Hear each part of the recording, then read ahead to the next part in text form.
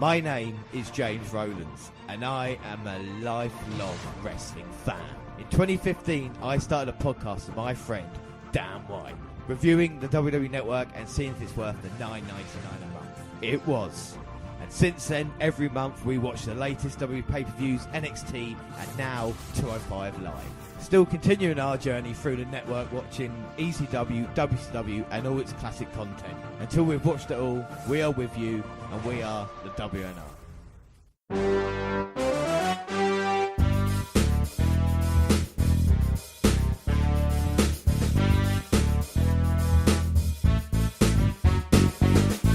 Yes, hello, I am James Rose. I'm joined by Dan White. And today it's the WNR134, episode 134. It's WWE versus WCW. Before we get on to anything else, though, it is time for the alternate intro. And we do this every week. You do this every week. You can have a go at this if you want. Do you want to go on the intro I'll afterwards? let you do it. You sure? Right. I'm fine. You're never going to fucking use it anyway, so it doesn't really matter. No, I might use it one day if it's good. My name is Barry Allen, and I am the fastest man alive. To the outside world, I'm an ordinary forensic scientist, but secretly, with the help of my friends at Star Labs, I fight crime and find other metahumans like me. But I became lost in time. It took everything in my friend's power to bring me back, and in doing so, our world was opened up to new threats, and I'm the only one fast enough to stop them. I am the Flash. And of course, anybody that doesn't know of the Flash and our intro is kind of based off Barry Allen, so that's why my name is James Rowlands. But it's a good alternate intro, and of course we'll have another one next week. So this is our last stop in 1997 this year, and it's been all-out war between the two companies, with WCW on top all year in the ratings, and having just signed Bret Hart, what's the WWF done? And with all the jump, the sinking ship. Well, a few days after the Montreal Screwjob at Survivor Series, Rick Rude left the WWF.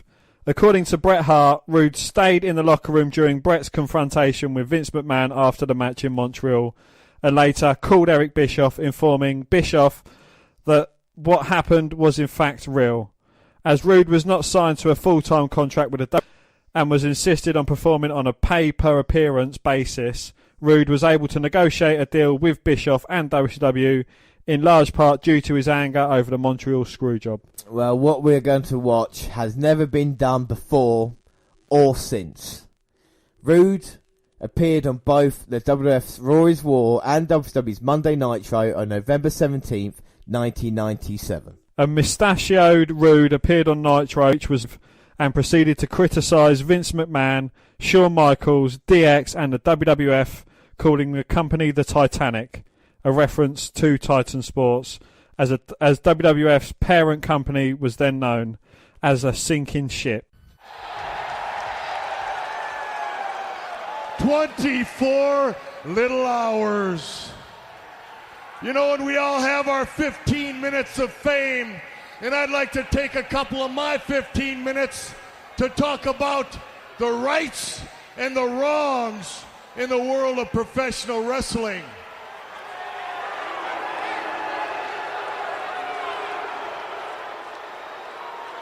What's wrong in the world of professional wrestling is Shawn Michaels claiming to be world champion when he never beat Bret Hart.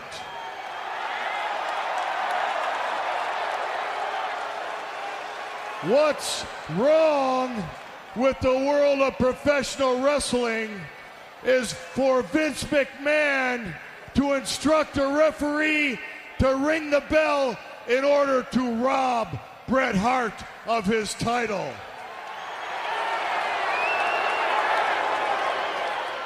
But on the other hand, what's right in the world of professional wrestling is for Bret Hart to abandon the Titanic and swim to the refuge of the NWO.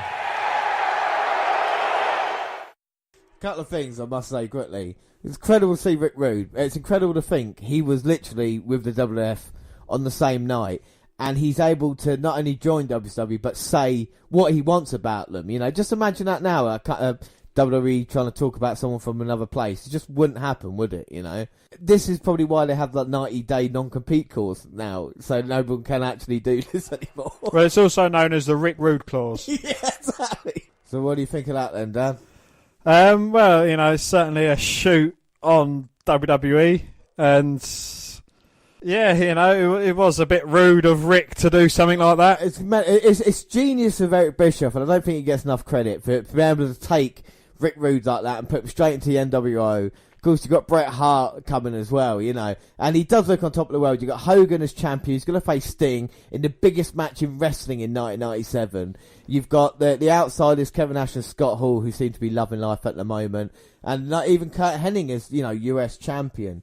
Well, anyway, so like we said, an hour later on Raw is War, which had been taped 6 days earlier, Rude then appeared with the full beard he had been sporting during his last few weeks in the WWF. So full beard and then clean shaven to prove that Nitro was live.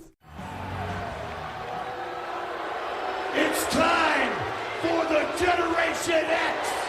Hit the music. Rick Rude appeared on both Raw and Nitro on November the 17th. And it certainly surprised us to a significant degree, because Vince and I had been having ongoing conversations with Rick about a new contract and extending his current working agreement. We thought we had come to an understanding, and were under the impression from talking with him that we had come to an understanding, and was in the process of executing the paperwork. His contract at that time was a short-term contract and had lapsed. So we thought we had the contract extended per our conversations with Rick, and then on a taped version of Raw he was included, and then he appeared the same night on a live edition of Nitro. So it was a little surprising, because we thought we had a deal with him. Well, what's even crazier is Rude also appeared on ECW's Hardcore TV during that weekend. No. November the 14th to the 16th, as the show was syndicated differently depending on it. Rude was still making ECW appearances while he was in DX, as the WWF and ECW often cooperated in terms of talent. My God, you think about the kind of... No one appeared in the 3 big promotion. I mean... What would that be?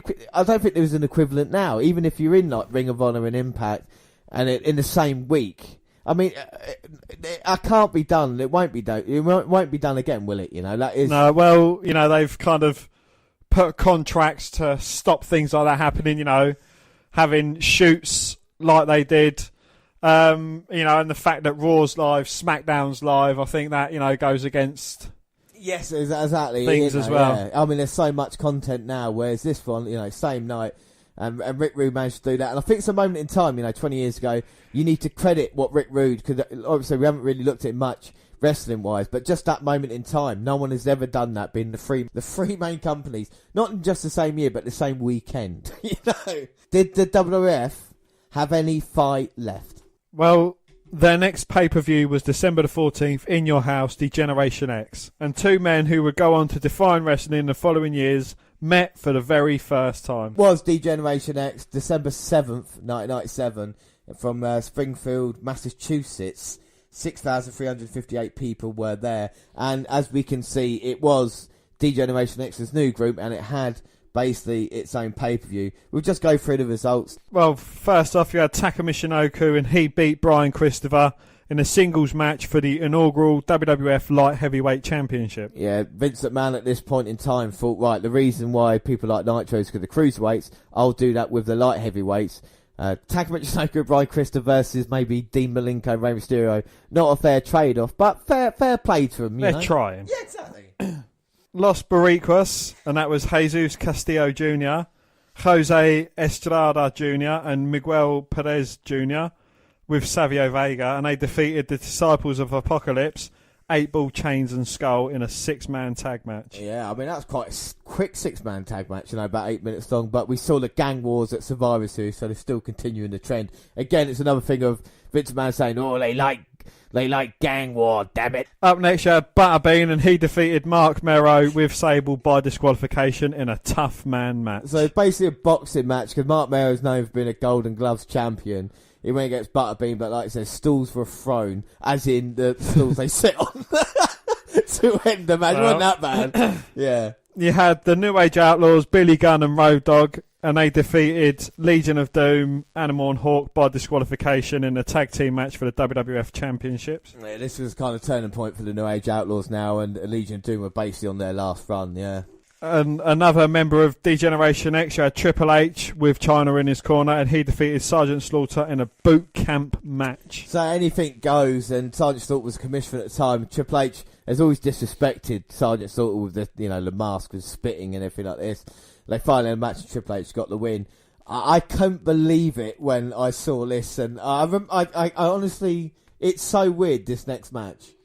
Well, Jeff Jarrett defeated The Undertaker by disqualification in a singles match.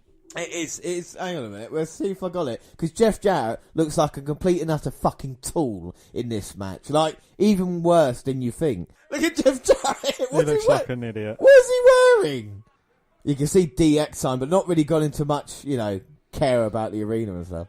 The lights have gone out. Who could it be? 20 years later, he's still burying talent. I know. Well, the Undertaker will not put his hands on Kane. Trying to prompt Kane to attack Undertaker. Uh-oh. And Kane grabs Jarrett by the throat. Chokes, slams him straight to hell. Oh my god. Well, will the Undertaker and Kane face each other? Undertaker said he will not do it. Oh, look at Jeff Jarrett. Fair play to him. And from on his back, the Undertaker gets Jarrett round the throat. Oh. Botched chokeslam. Yep. So would this young Rock be successful against the Intercontinental Champion Steve Austin? First time meeting of these two men here on pay-per-view. And I think the build-up video is one of my favourite ones as well. So early on in this feud, we'll get onto the feud in a second. Stone Cold became embroiled in a heated rivalry with Owen Hart.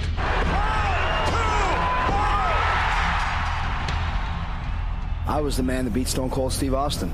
I was the man that pinned his shoulders to the mat for 1, 2, 3. Austin wanted Owen one-on-one for his Intercontinental title, which the champion agreed to under one condition. At SummerSlam, when he pins me 1, 2, 3, if that happens, he can pull down his trunks, bend over, and I'll kiss him right on his ass. Austin will have to be a man of his word if he loses the match. To Owen Hart, he'll kiss his derriere. I'll kiss his ass if I can't kick it, and that's the way it's gonna be. The match has not even started officially. Owen Hart going to work on the knee. Let's see what Austin can do with him in. Go.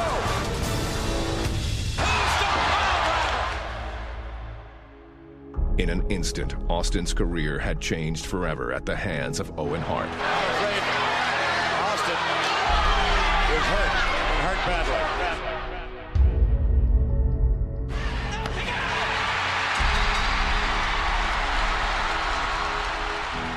Despite his championship win, Austin's severe neck injury would cause him to relinquish his tag team and Intercontinental titles. But not even a career-threatening injury would keep the Rattlesnake down. What is this? Austin is scheduled to present the winner of the Intercontinental title belt. Owen Hart and Farouk. Oh, spine buster. No body hold. Oh, Austin just nailed Farouk in the head with a belt.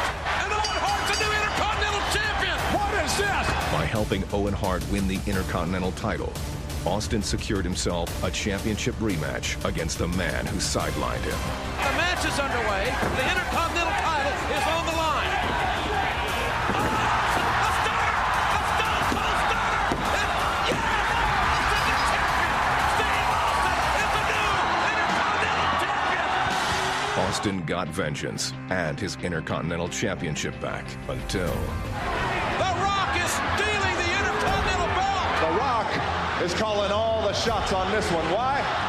Because I'm the champ, and I got it like that. Who's doing that, Rock? Rocky, I'm calling all the shots. I'm pushing all the buttons. You know your ass belongs to Stone Cold. Stone Cold is up for the 10 of whip ass on Rocky Maivia. Can you imagine what it's going to be like? The Intercontinental title on the line. And we've seen The Rock join the Nation.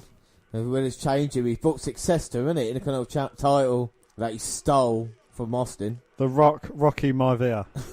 So he was getting the same reception that Roman Reigns gets, or was getting until he rejoined the Shield. And this is the thing, that's why they turned The Rock heel for, because it was the only way like he was ever going to be successful. There is pure hatred for The Rock right now. I don't get why they hate him, though. Because he's a blue chipper, they think it was handed stuff, I guess. I didn't think he had any talent, but look how he turned it round. Oh, here comes Steve Austin. Coming down to the ring the only way he knows how. In a pickup truck. Well, Austin's here. Austin now on the roof of the pickup truck. Off the bonnet, straight into the ring. Oh, Rock's gone after him. Here we go. Rock and Austin. Never before, never again. No. So look, stop in the mud hole and the rest of the nation come in. Well, the match hasn't officially started yet. No, you got Karma, D'Lo and Farouk. And now Steve Austin might be in serious trouble.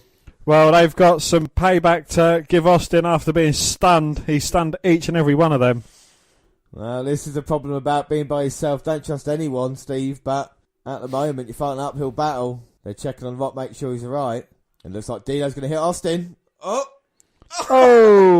He gets chucked over Austin's shoulder straight through the windshield of the truck. On the roof! Stunner on the roof of the pickup truck. Oh, D'Lo down! D'Lo down! The rest of the nation going to check on D'Lo Brown. Oh, but The Rock laying a smackdown on Steve Austin. Austin ain't even got his vest off yet. And The Rock has been all over in this match. Oh, now both men trading blows in the middle of the ring. They had the punches back then, didn't they? Yeah. Lou Fest pressed by Austin, takes him down. Oh, well, The Rock turns it to a pin. Austin kicking out. Turning it into a pin. With The Rock managing to kick out. Rock managing to reverse Irish whip now. Oh, and The Rock throws Austin out over the top. Oh, now Farouk from behind. And Karma as well. This is not fair. And the referee's not seeing this. Oh, now they are. Yeah, referee there, D'Lo's still unconscious on the roof of the car. And Austin's still not got his vest off. No, I don't know why the referee's not doing anything about it. Farouk is holding Austin. Karma with the chair.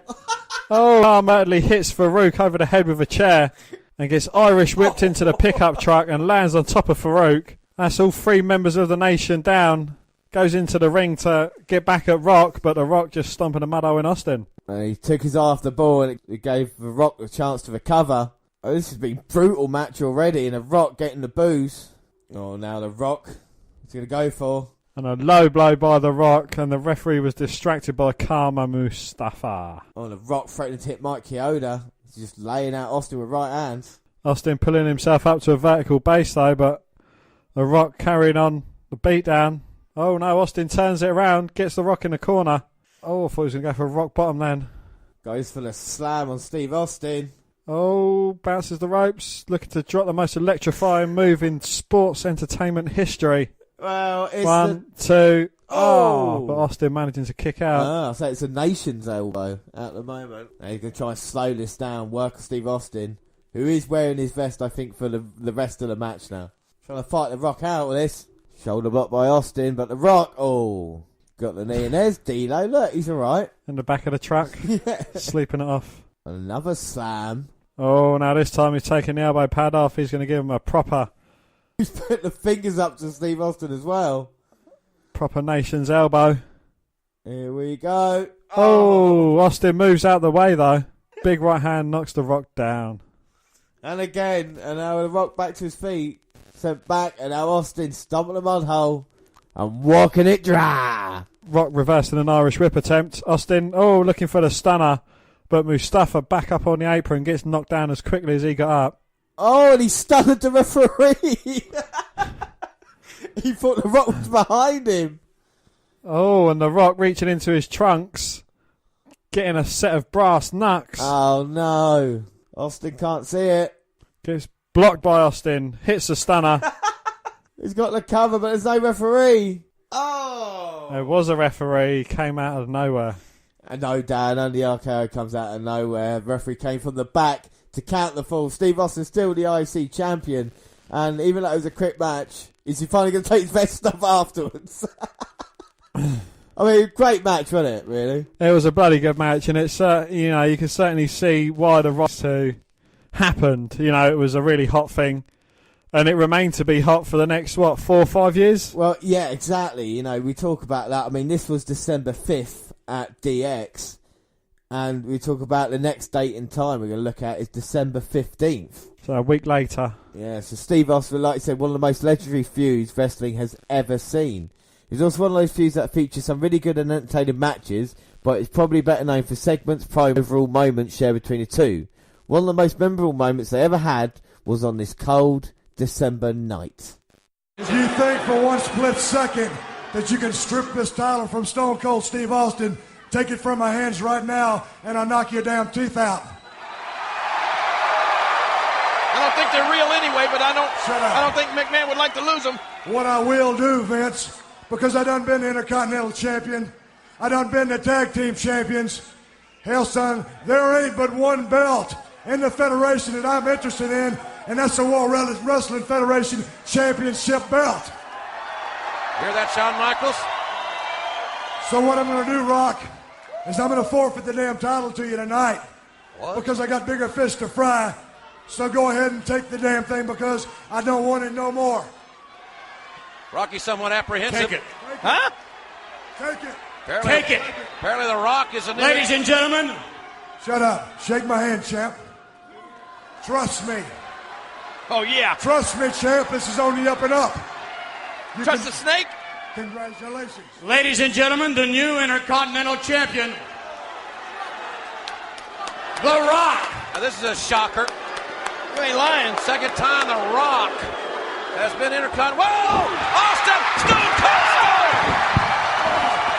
DTA, Rock. Don't trust anybody.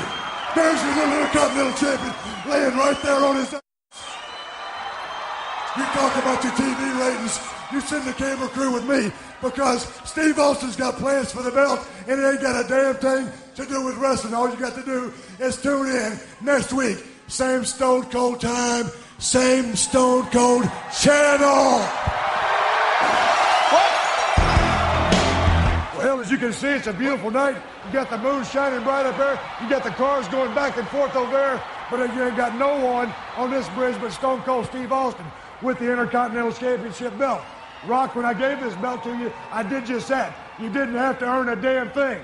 Well, tonight, son, if you want to find it, I got a few things that I'm going to give you first. If you're going to find it, you're going to need a few objects. You're going to need your little mask so that you can see under the water. You're going to need your little snorkel. Hell, son, you might even need a regulator because you're going to have to go deep. So I got you. It's a little oxygen tank, and I really doubt there's any oxygen in the damn thing. But nonetheless, there the damn thing is. And I tell you what, Rock, take your little flippers because you probably can't swim worth a damn either. Here's a cell phone. When you find the damn thing, dial my number. And here's a pager. When you dial me, tell me you found your little belt. I'll page you back, put the 316, and give you the big thumbs up. Rock, you're the biggest piece of trash I ever saw. It hurts me to do this, but I really don't give a damn about you or the WWF. So I'll see your little belt later. Oh, my. No! There goes the belt! And that's the bottom line because the 316 said so. You piece of trash. Let him swim out there and find the damn thing. If he's lucky, he'll find it. If he don't, maybe he'll drown. I really don't give a damn what he does. Well, Austin has done it again. He's defied authority. The Intercontinental title is sleeping where the fish is tonight. And Rocky's got a good swim in front of him if he ever expects to get it back. On Raw, Vince McMahon demanded that Austin defend the title against The Rock again. But Austin wasn't exactly feeling like doing what Vince told him to do. Surprise, surprise. He said that he's going to forfeit the title to The Rock because he wants to go after the WWF title instead. After he hands the belt over, he delivers a stunner to The Rock, steals the belt and says wait a week to see what his next move is. The following week, Austin would appear on a bridge somewhere near Raw's host city for the week, Durham, New Hampshire. He proceeded to cut a great promo telling The Rock if he wanted his title, he would have to take some things to find it. A mask, snorkel, oxygen tank, flippers, and then a pager to let Austin know when he found it. And then he throws the title belt from a bridge into the icy cold water below. It made for incredible television and it made you want to continue tuning in to see what would come next, which is the entire point. Yeah, I mean, it was an incredible moment, isn't it? And it's been something that's been trying to be replicated over the years, but that was the first time someone threw a title belt into a river, and who better than Austin? Bit weird that he just handed The Rock the IC title, because at that moment in time, Austin didn't want to lose clean. Do you think that was the right move for the Steve Austin character, or do you think he should have just, got pinned by The Rock under shady circumstances? Well, the way he relinquished the title, I don't give a damn about you, I don't give a damn about the WWE. I think that was the right thing to do. Yeah. With the way he relinquished the title, and he didn't give it up easy. He gave it to him, stole it back off him, and said, "Look, wait till next week to find out what I'm going to do with the damn belt." Throws it in an icy cold river, and delivers a great promo along with it. Yeah, no, I think you're exactly right. But look at, we talk a lot about Hogan or other wrestlers like this, taking the spotlight for themselves. We'll see if Austin, who's been accused of sometimes doing this, and that's what we're going to look at. But yeah, like I said, it makes you want to see what Steve Austin does, because driving down to the ring, in a pickup truck and being mental and all these little skits is interesting. And I think the thing with The Undertaker and Kane as well, you finally seen Kane after all this build up, and you want to see what happens between the two eventually. The very same night, over in WCW, Bret Hart made his WCW debut. Hart's 3-year contract with WCW included a salary of $2.5 million per year, a $1 million annual increase from his WWF contract, as well as a light schedule and a measure of creative control over his television character. Due to a 60-day no-compete clause from the WWF, he couldn't wrestle yet. Well, at Starrcade, Eric Bischoff was scheduled to face Larry Zbyszko, but he couldn't agree on the referee, so acting president J.J. Dillon is in the ring to make a decision about it. It's your favourite Mean Gene Okerlund as well. Would you like to meet who I've picked? Right now! Right now? Right now! Mean Gene, why don't we bring the man out that's going to referee this match? Okay, it's been... Oh! There he is! Ladies and gentlemen! There he is! The referee, Bret the Hitman Hart, has arrived to Nitro! He is here and showing live! To referee Eric Bischoff's match at Starrcade! Well, that's the man J.J. Dillon's pick! And It's okay with Bischoff! Yeah, it really is. Why would JJ do that? Let's wait and see. Eric loves it. Look at this, ladies and gentlemen. No doubt about it, he is here. One of the biggest moments in Nitro. One of the biggest stars in our sport. This is getting to be more like let's make a deal, and apparently this is That's my choice. kosher with all parties concerned. Bret Hart, welcome to Nitro.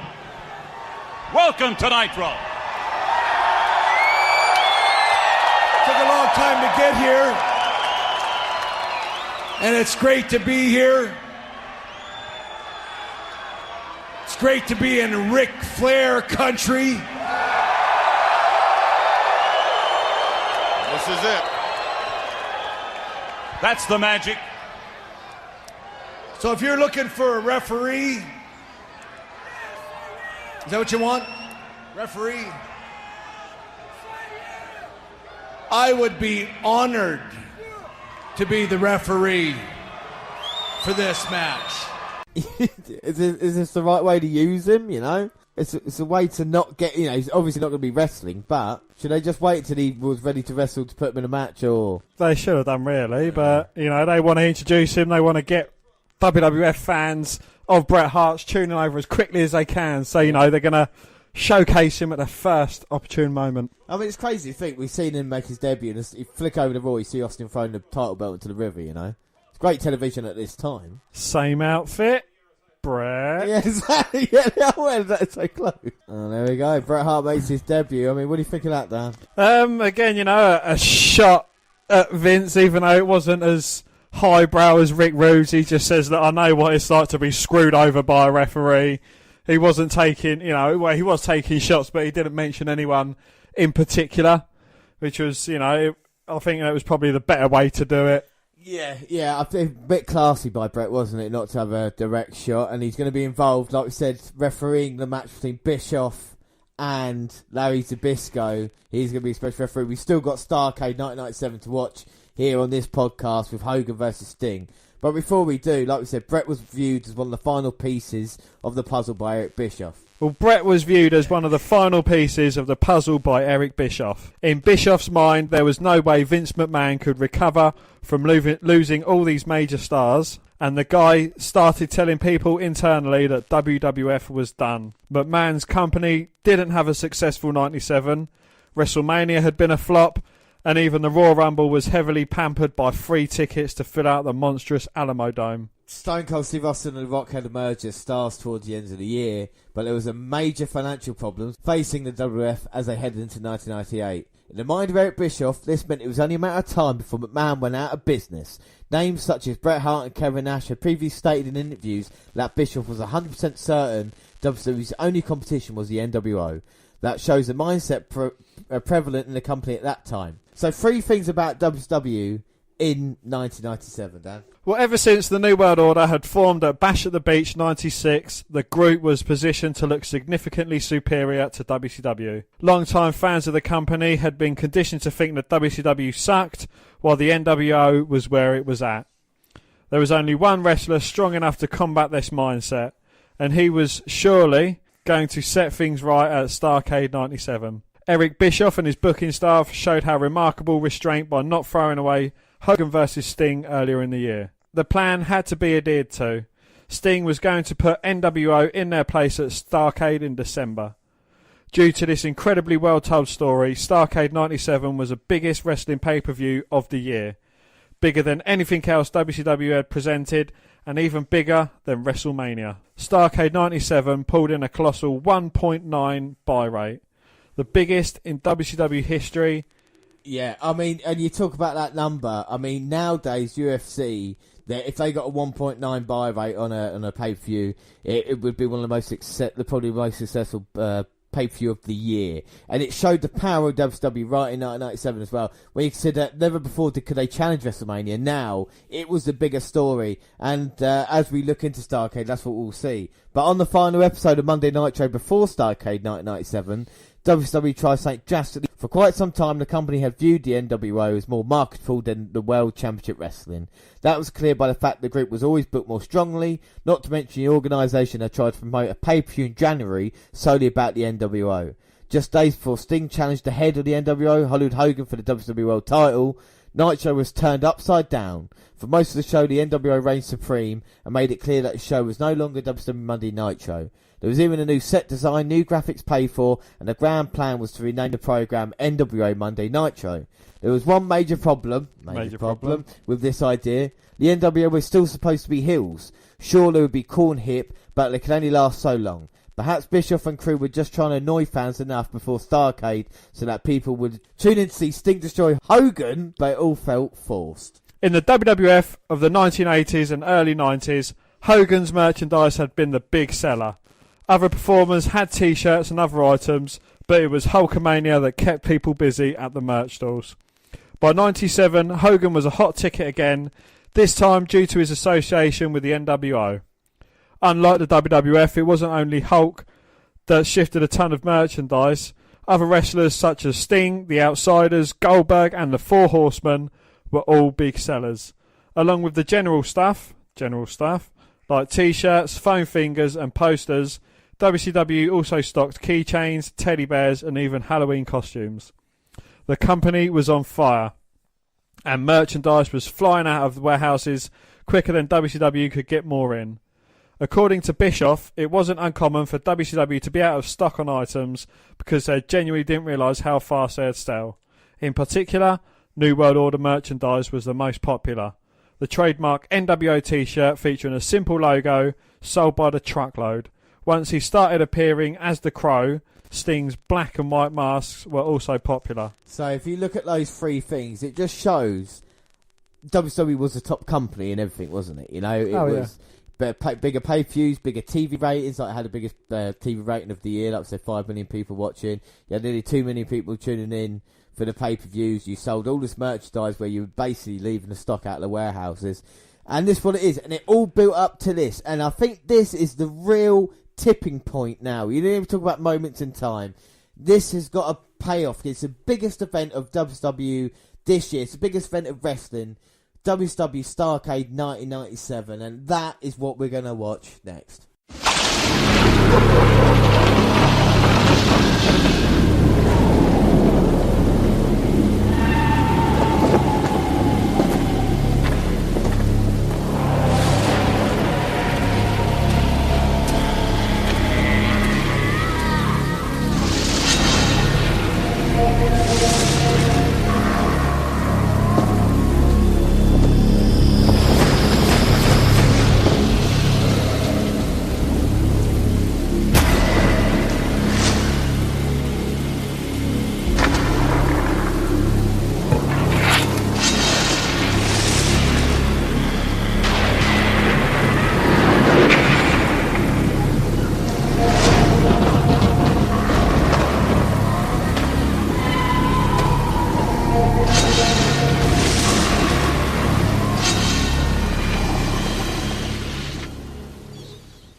So yeah, it's time for Starrcade 1997. What was the tagline for the event, Dan? The tagline was, Hogan's a colourful guy, nightmares, black and white.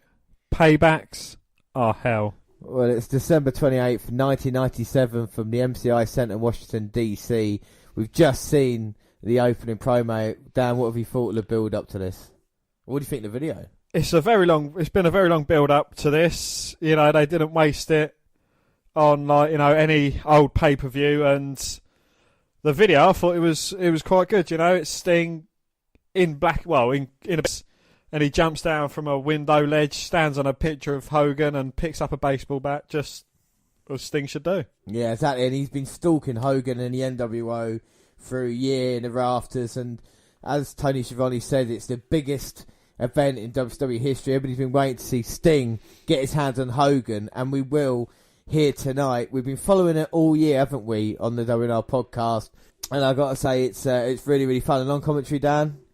We have Dusty Rhodes, Tony Schiavone, and Mike Tenay. Yeah, they're here to call the action throughout the night, which should be like it's bigger than WrestleMania. It's a granddaddy of them all. Starrcade started way back in 1983, and like I said, we've been following it all year. We were last in WCW and Halloween Havoc, which I thought wasn't a bad pay-per-view. I think the main awful, weren't they? So hopefully here on this one we can have a better couple of main event matches. So yeah, big main event match, Sting versus Hollywood Hogan. And what other matches we got to look forward to, Dan? We got Lex Luger against the NWO's Buff Bagwell. We've got Kurt Hennig defending his WCW championship, WCW United States Championship against DDP.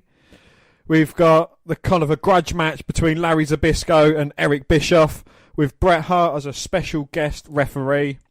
And of course, the match you mentioned, Sting going against Hollywood Hogan for the WCW Championship. Yeah, I mean, this is the night of all nights for WCW. In the history, we've been building up to it all year. WCW is the number one promotion in the world, and their number one event, can it deliver here tonight? I mean, just running through that card, we've got some great stars that are going to be seen here tonight. Let's hope they can deliver in the ring, you know?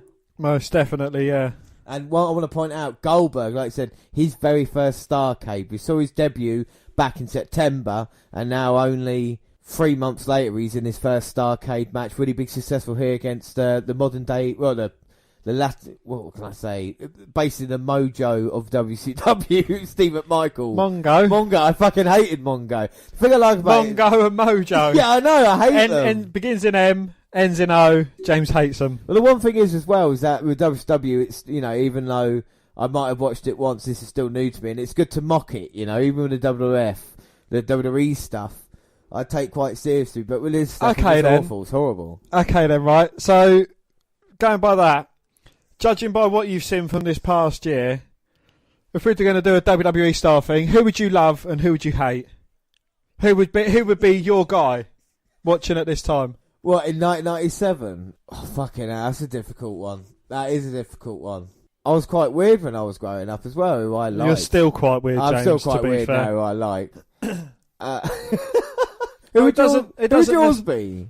Mine's Goldberg. Yeah. You know, well, point. Beforehand, it probably would have been Chris Jericho.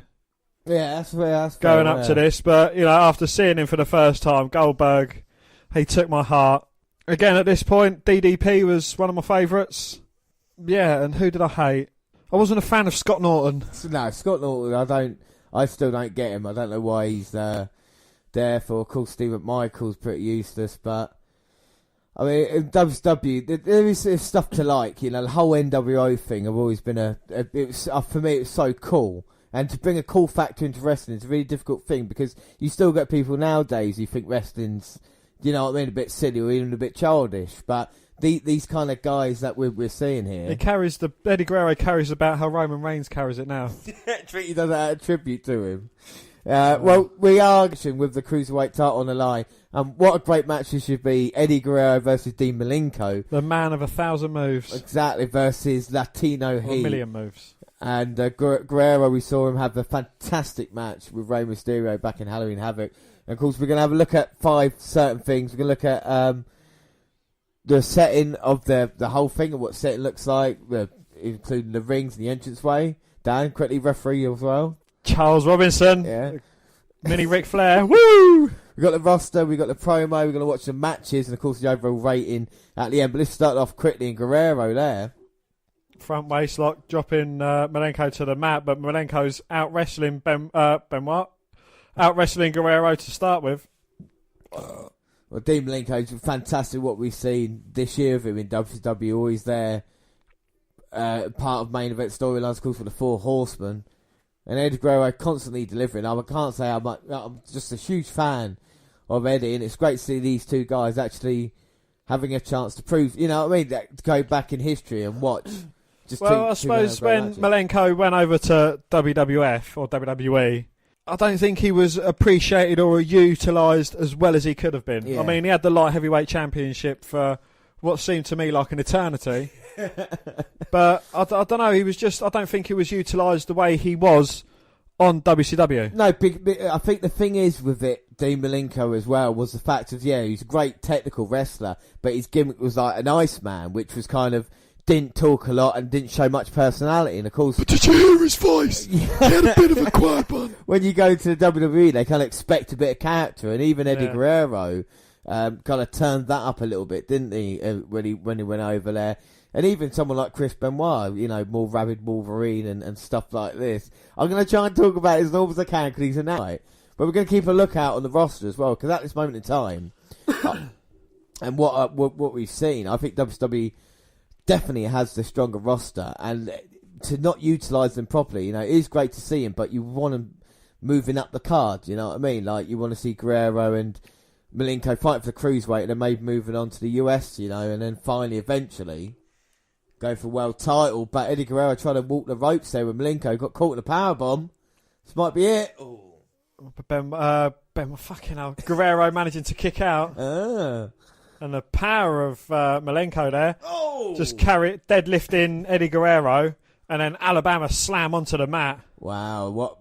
Oh, Malenko now jumping over, getting a pin. This is classic wrestling. Look at Guerrero managing to power up.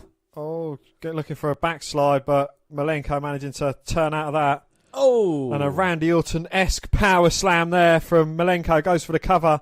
But again, Guerrero managing to kick out. And Eddie Guerrero slaps the canvas. Can't believe frustration, saying to Malenko, come on. But I think, especially from this point, you know, from the 96, 97 onwards, I think, like, you know, the cruiserweights had of their own. And, you know, it was only certain wrestlers going for the heavyweight championship. The US championship was mainly kept in the NWO. Yeah, I know exactly. But this is, I think, the problem as we're going to see develop with WCW is that they're going to have, like, 8 main eventers, whoever it is, but they keep using them, so it's never fresh. Yeah. And what we've already seen in 1997 from WWF, the Kane's debut now, he's a new star coming through. You know, you've got kind of Rocky Maivia, that kind of confident guy. Dan's choking to death. Right, we got to stop the podcast. Dan is dead. How Dan died live on the podcast. Goes my team. I come back fresh. I don't know what I'm saying. But yes, as you were saying, you know, the WCW's kind of getting stale. They're using the same thing over and over again. the WWF or WWE have kind of like refreshed their roster, after losing. It's kind of like NXT.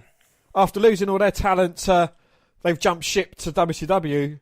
Yes, exactly, yeah. WWE is like, well, they've kind of brought Austin into life. They brought The Rock into life. They brought Kane into things, exactly, so it's kind of... Triple H with Shawn Michaels well and DX, aren't they? Indeed, so. Triple H is going to become a multiple-time heavyweight champion. Yeah. Michaels is going to have a brilliant career after this. He's already had a good career. It's kind of been soured by Survivor Series, I think he makes his way out of it shining, really. Yeah, I know. And I think now I can exclusively announce that the next superstar profile will be, in fact, Shawn Michaels. But from his career, from his debut up until 1998, where we'll see his last match, and then we'll come back to Shawn Michaels later on in his career as well. So 2002 exactly, Elimination Chamber. We'll follow on from that afterwards. So that's good, something that happened in the new year, everybody can look forward to. And we should really go back to this match, because it's been a cracking match between Malenko and Guerrero. It has. There's been a lot of back and forth, a lot of near falls, both men trying to out-wrestle the other. And a nice snapmare takeover, and Malenko's trying to slow it down a bit. It's an interesting thing, because Guerrero, very heelish in his matches against Mysterio, but seems to be on a kind of face side at this moment in time. Malenko just wrestles exactly the same no matter where he goes. He's so kind of technical proficient like that, wearing him down.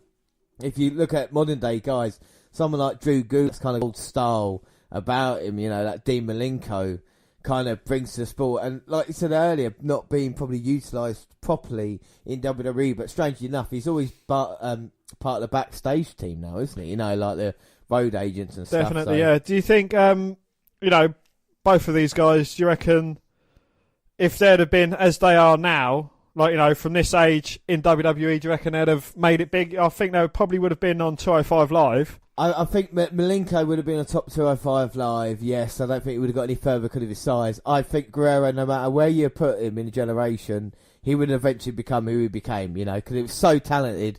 He was a guy that could go out there, and I could definitely see him even in main events to this day, you know what I mean? Well, kind of he's Eddie Guerrero's kissing the boot of Dean Malenko and offering his hand. Yeah, see, he's a coward. He's a coward, telling the fans to shut up.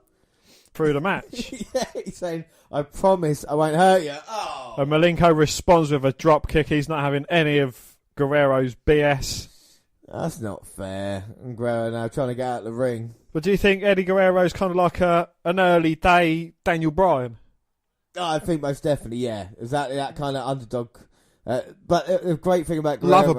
Lovable underdog. But Guerrero's managed to play... He's managed to get people to hate you, and he managed to get people to love you. And there's not many that could do that. And Guerrero...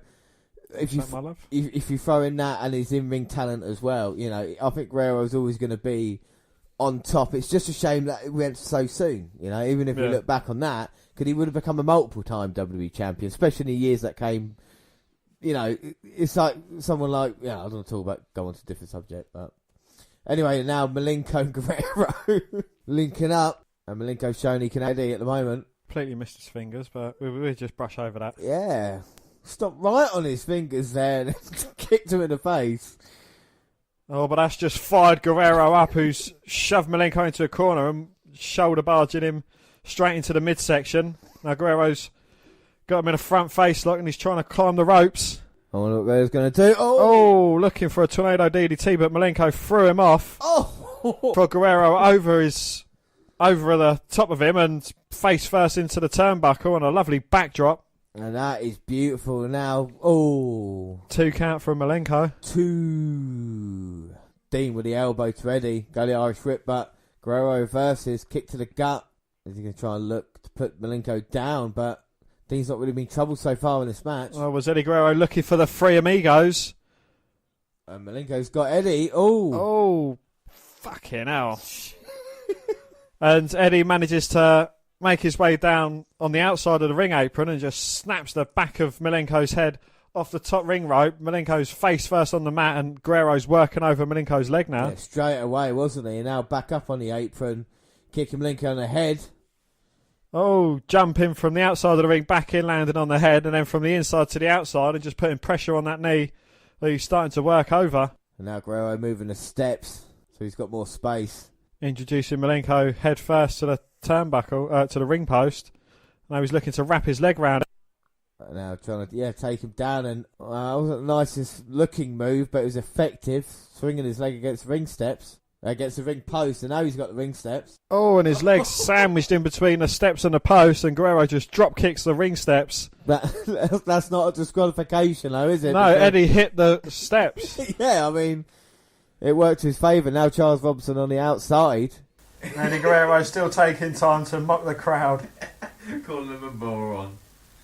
So would Eddie Guerrero have been one of your favourites from... Yeah, I think Guerrero, yeah. Mysterio's in the crowd, and he had a great match against Guerrero last month. Yes, and we've seen a lot of WCW talent. We've seen Booker T, Steve Ray, Old Dragon earlier as well, in the crowd watching what's happening, because of course tonight Sting represents WCW, gets a fight with the NWO. Of course they might be interested in this. I think Rey Mysterio would be one of those that I've really liked as well, because it was like a superhero come to life in a way. I mean, I've not seen it since either, the way Mysterio managed to fly about the ring. No. And Guerrero now with a powerbomb to Dean Malenko.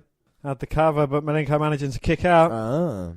Guerrero showing his pulse from the famous Guerrero family. And Malenko's, of course, from the famous Malenko family. Yeah, exactly, Boris Malenko, but... Oh, brilliant move, like a wheelbarrow. Went down and then just lifted him straight over his shoulder, slamming Guerrero back of his head into the mat. And Malenko going to go for the pin. Got Guerrero, but shoulder up at 2. Guerrero going for the kick. Malenko catches him, throws back in the corner. Eddie got the elbow. Well, Malenko managing to spin Eddie Guerrero round and knock a side breaker. Goes for the cover, but Guerrero again managing to kick out. A lot of near falls in this match, and what you would expect. And Guerrero looking to have it taken out of him a little bit. And he seems like a bit robotic, I know, but taking out Eddie Guerrero just systematically, piece by piece. Malenko doesn't seem that tired. Eddie Guerrero looks like he's been through it. Forwards and backwards. Throwing Guerrero into the turnbuckle, but Eddie managed to twice rip him. Well, Malenko looking to follow it up with a big forearm, but Guerrero blocks it and delivers one of his own. Now Dino blocks Eddie from going up to the top rope. Now he's meeting him. Oh my God. Both men in a precarious position. I think Guerrero realises that. Guerrero trying to fight out. I think he's trying to... What's he trying to turn it into? Maybe a Hurricane Runner. But Malenko's got hold of his trunks. Pushes Eddie off. I don't know who got the worst of that one. I think Eddie. Guerrero, hit his face, and also the way his knees kind of buckled under him. And now Dean Malenko going to try and roll him up. Eddie Guerrero unable to kick out, but manages to get his arm to the bottom rope. And that showing experience to know where he is at the ring of all times. Now Malenko going to try and finish Guerrero off. Slams him down with a powerbomb. Not going for the cover though. Is that a mistake by Malenko? Well, I think he might be going for his going for the Texas Cloverleaf, but Guerrero kicking off Malenko. Eddie Guerrero looking to drop kick Malenko, but he sidesteps and Eddie Guerrero lands on the outside of the ring. Eddie back on the apron and shoulder to the injured knee of Dean Malenko, and now Eddie to the top. Missile drop kick to the bad knee of Malenko. And that was fantastic by Eddie. Now he's going up top. As quick as a flash.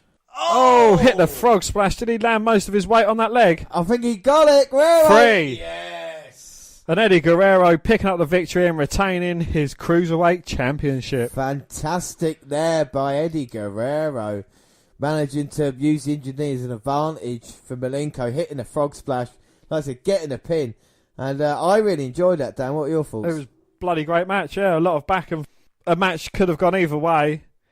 And you see, Eddie Guerrero earlier working over the leg, and it comes into play in the finish of the match, which is good. It's kind of not wasted the effort of what Eddie done earlier on. Yeah, I know, and it's a great way to start because, if you're tuning in to see Sting Hogan and you see this, you think, my God, these two guys worked their asses off here tonight, and a great way to start off what is the biggest event of 1997. Let's hope the night can continue like this. So up next was meant to be what was going to be a great match with Kevin Nash Giant, but actually never took fucking place.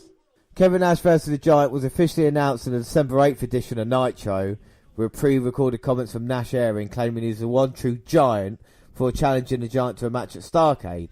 Nash claimed Giant was a one-dimensional wrestler and his chokeslam was useless due to the outsiders repeatedly breaking his hands. Moments later, Giant came to the ring and told Gene Oakland he'd seen Nash at Starrcade and was bringing a chokeslam with him. We'd had this and we've seen Nash talking, didn't we, on Nitro about the Giant. So this is the kind of the first maybe little bit of a disappointment. Well, I'd say major disappointment. Major disappointment. Nash is not here. Yeah, that's what Schiavone's telling us. The reason why this promo takes so long is because he talks really slowly. Who's here to see NWO? Apparently, probably in play in WCW, Scott Hall and Kevin Nash have since said that their contract went to whatever. Their contract went to the height whatever person did. So when Bret Hart signed the contract at WCW, they got paid the same as Bret Hart. Apparently, they had control what they could do. And they wanted the Giant to beat Kevin Nash. And Kevin Nash basically said, look, I'm not even going to show up now because I don't want to lose. And so you can already see a match that would, a Giant versus a Giant, basically, would cause interest. Yeah. And already kind of politics. And now Scott Hall's out here. Well, they already had Kevin Nash beating the Big Show to get his place into the NWO Black and Whites. Yeah. So, with a lot of history, and it made sense for that feud. And the Giant never kind of got his retribution. Scott Hall comes out and does his usual playing to the crowd shenanigans. Hall says he's interested who wins in the main event tonight because he gets a title shot at Super Bowl for winning World War III. He says Nash will not be in the building tonight, and the Giant, Nash's original opponent for tonight, comes out. Hey! Well, it's the Giant! He said he doesn't blame Nash for not showing up and claims to be a patient man. He says sooner or later Nash will learn who the one real Giant is. Giant says he has another message for Nash, and Hall begins to attack. I wonder what the Giant's other message is. KO punch. And Scott Hall begins to attack the Giant, who responds with one big headbutt and knocks Hall halfway across the ring. Oh my God. Look at the strength of the Big Show. The Giant. And he's got Scott Hall. Oh! Go slam. Throws him halfway across the ring. Signalling for the Giant choke slam. And he's got Scott Hall. He's got something better for him. Oh my God. Jackknife. Oh, look at the candy floss. Jackknife. The world's tallest jackknife powerbomb. Oh my God. Laid out a hole. But I gotta say, I'm a bit disappointed. That was the kind of moment we would see on Nitro as opposed to the biggest event of the year. There wasn't really much payoff there, was it? No. You say waiting for Kevin Nash. Now we've got to wait for Scott Hall to wake up. The New Order's music's playing. And here comes Vincent, Scott Norton, who's just helped Scott Hall to the back. Now going to be involved in a match. Well, we're just waiting for Conan to come out here now. Oh, wait a minute. We're no Conan, but here come the Steiner brothers. That's Ray Traylor, actually. And Ray Traylor. Ray Traylor, yeah, looking like he's part of a tag team with Rick. Scott's walking behind him. That's better. That Ray Traylor looks like the Big Boss Man. He does, doesn't he? It's weird. And $1 Million Man, Ted DiBiase there walking them down. Cool, he's on his way to becoming a genetic freak, isn't he? He's very big right now, Scott Steiner. Not very imposing attire by Ray Traylor, but still, like you said, all were formerly associated with the NWO, so was DiBiase, one of the early members. What title belts has DiBiase got? DiBiase's got the tag team titles that the Steiners beat Six and Scott Hall for. But of course the Outsiders said they weren't defeated for the tag team titles, so that's why they had their own title belts on Nitro. It's just nice and confusing, you know. But who's going to be the third member of the NWO? At the moment, I favour the Steiners and Ray Traylor in this match. Well, the NWO music's hit. Of course, they weren't going to have a non-NWO. Oh, they've got Miss Elizabeth in their corner. Miss Elizabeth there. Oh my God. Dan, who is it? Oh yeah, James. The Macho Man. And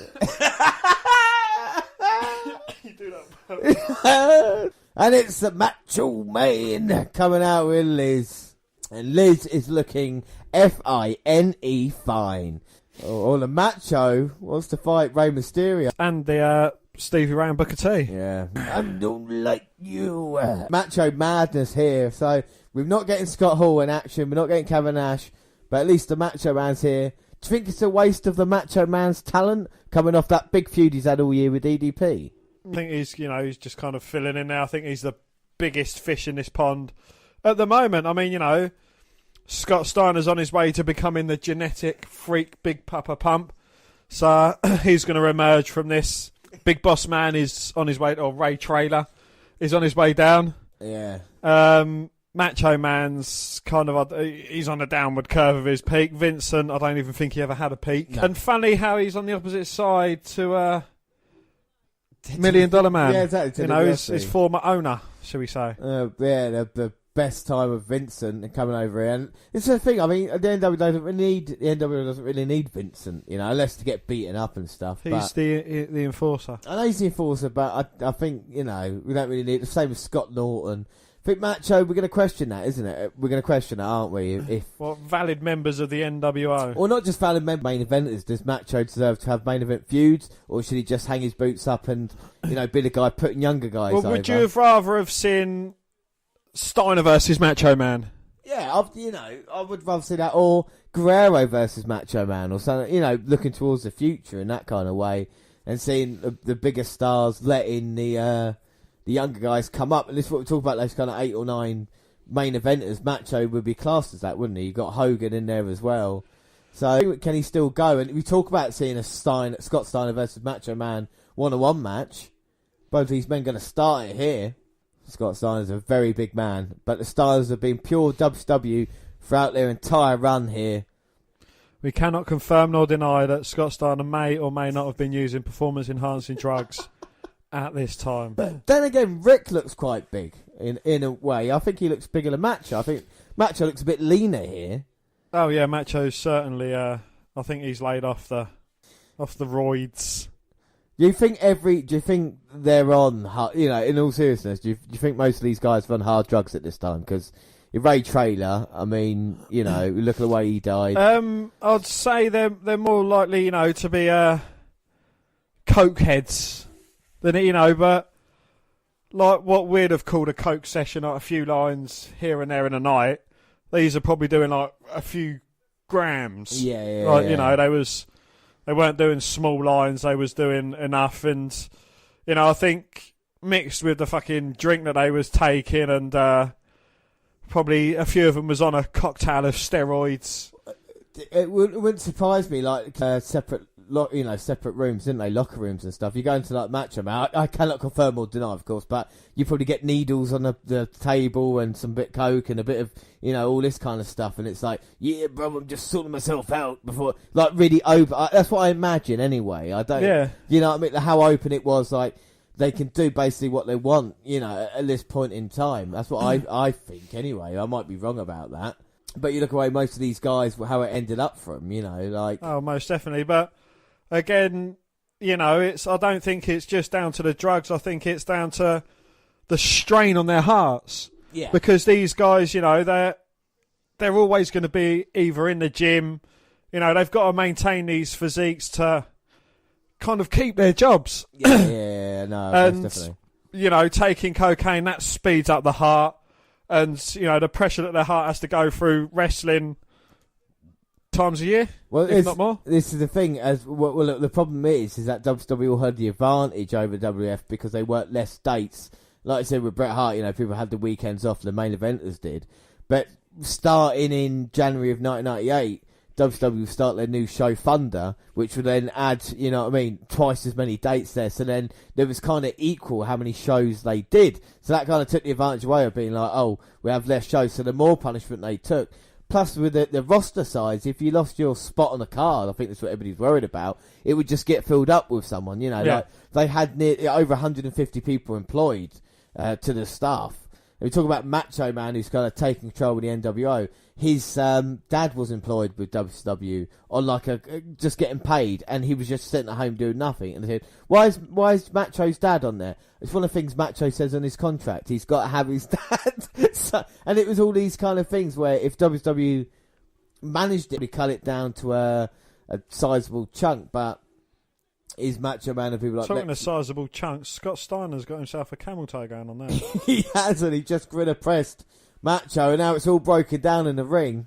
Macho Man's managed to get out of there, and Vincent's been kicked out of the ring. The Steiners and Trailer there are running roughshot, and the dog-faced gremlin there getting between his brother's legs, covering up the camel toe. Yeah, he is, and that's a traditional Steiner pose.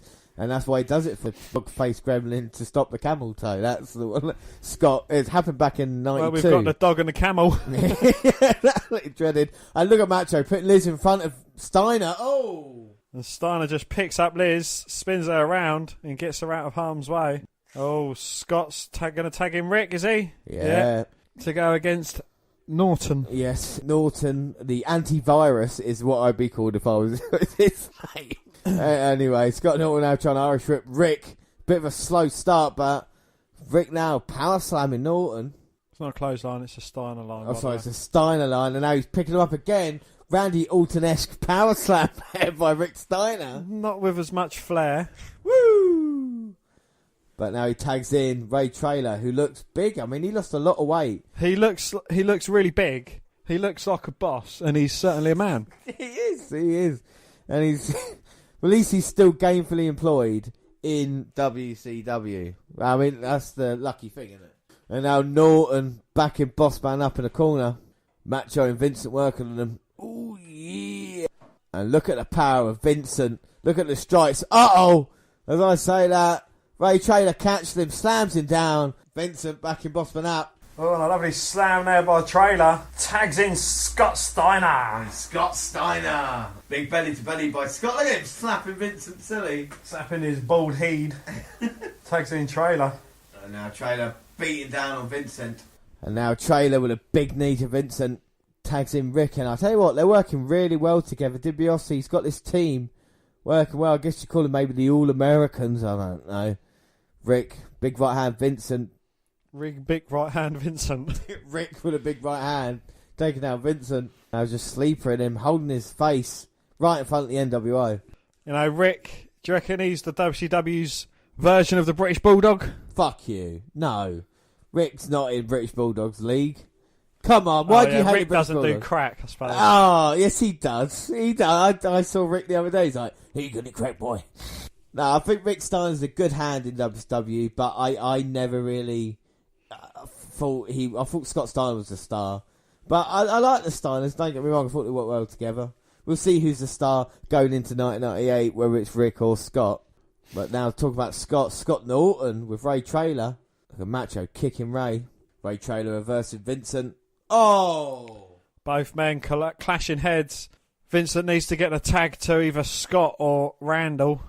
Vincent gets a tag to Macho. No, he doesn't. Rick gets a tag in. He's taking all the NWO members out. Ho, ho, ho. Scott Norton down. Now Vincent up. Slamming Vincent. Slamming Savage. Slamming Norton. Ray Traylor's in, and so is Scott Steiner, but I don't think they really need to be. Oh, and now the Steiners have got Vincent. Oh, they're going up for the Steiner's finisher. No, they're not. Oh, fucking hell. Jesus Christ. They just DDT'd Vincent off the top of his head. Yeah. What? Off the top rope. And now Vincent again on top. Uh-oh, Steiner. Frankensteiner from Buckle. There you go, that's it. Oh no, Macho. Savage in to break it up as quick as you like, though. Yeah, and now DiBiase on the apron. Scott Steiner's got Macho Man. Just a sheer power, throwing him everywhere. Rick's on the outside with Norton. Now he's placing Savage up on the top. Is he going to give him a Frankensteiner? Yeah, but he's not the legal man, is he? Referee's still distracted with Ted DiBiase. And Scott is just about to put Macho down. Here comes Norton out. Oh, gets Scott on his shoulders. That's a double Scott. Oh. Electric chair. Savage up top. No. Big elbow drop.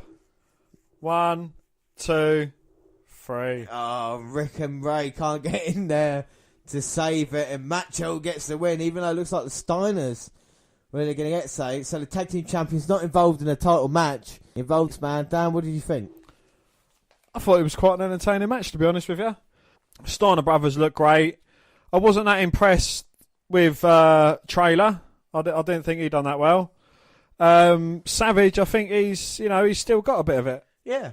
Vincent and Scott Norton, I don't think there's much point in them being there because Vincent was just a whipping boy for majority of the match. Scott Norton to impress me. I think that this was just the Steiner brothers and Savage. Yeah, I think it was, but I think Steiner's a little bit wasted not to be against the tag team, defending the titles at I would say the biggest event in the year, but I think the interaction was great between the two teams. I think Vincent, like I said, took a lot of punishment. Really disliked Scott Norton, but I think Macho getting the win, he is the biggest star in the match, isn't he? So I think he deserved it, even though he did take a bit of a beating. But I think it'll be interesting to see what 1998 brings for Macho Man, the little members of the NWO, and of course the Steiner brothers. Mean Gene Oakland here selling off the WCW hotline. I thought it was going to be an important blanked interview. out the number. Yeah, exactly. Why can't we see the number for? That's not fair. Kids, get your parents' permission before calling. Here comes JJ Dillon. And of course, he's got a contract in hands, and he says Nick Patrick will be the referee tonight, having earned his trust, even though Nick Patrick used to be the evil NWO referee. But if Bret Hart is refereeing Bischoff, I mean, surely he's free for the main event later.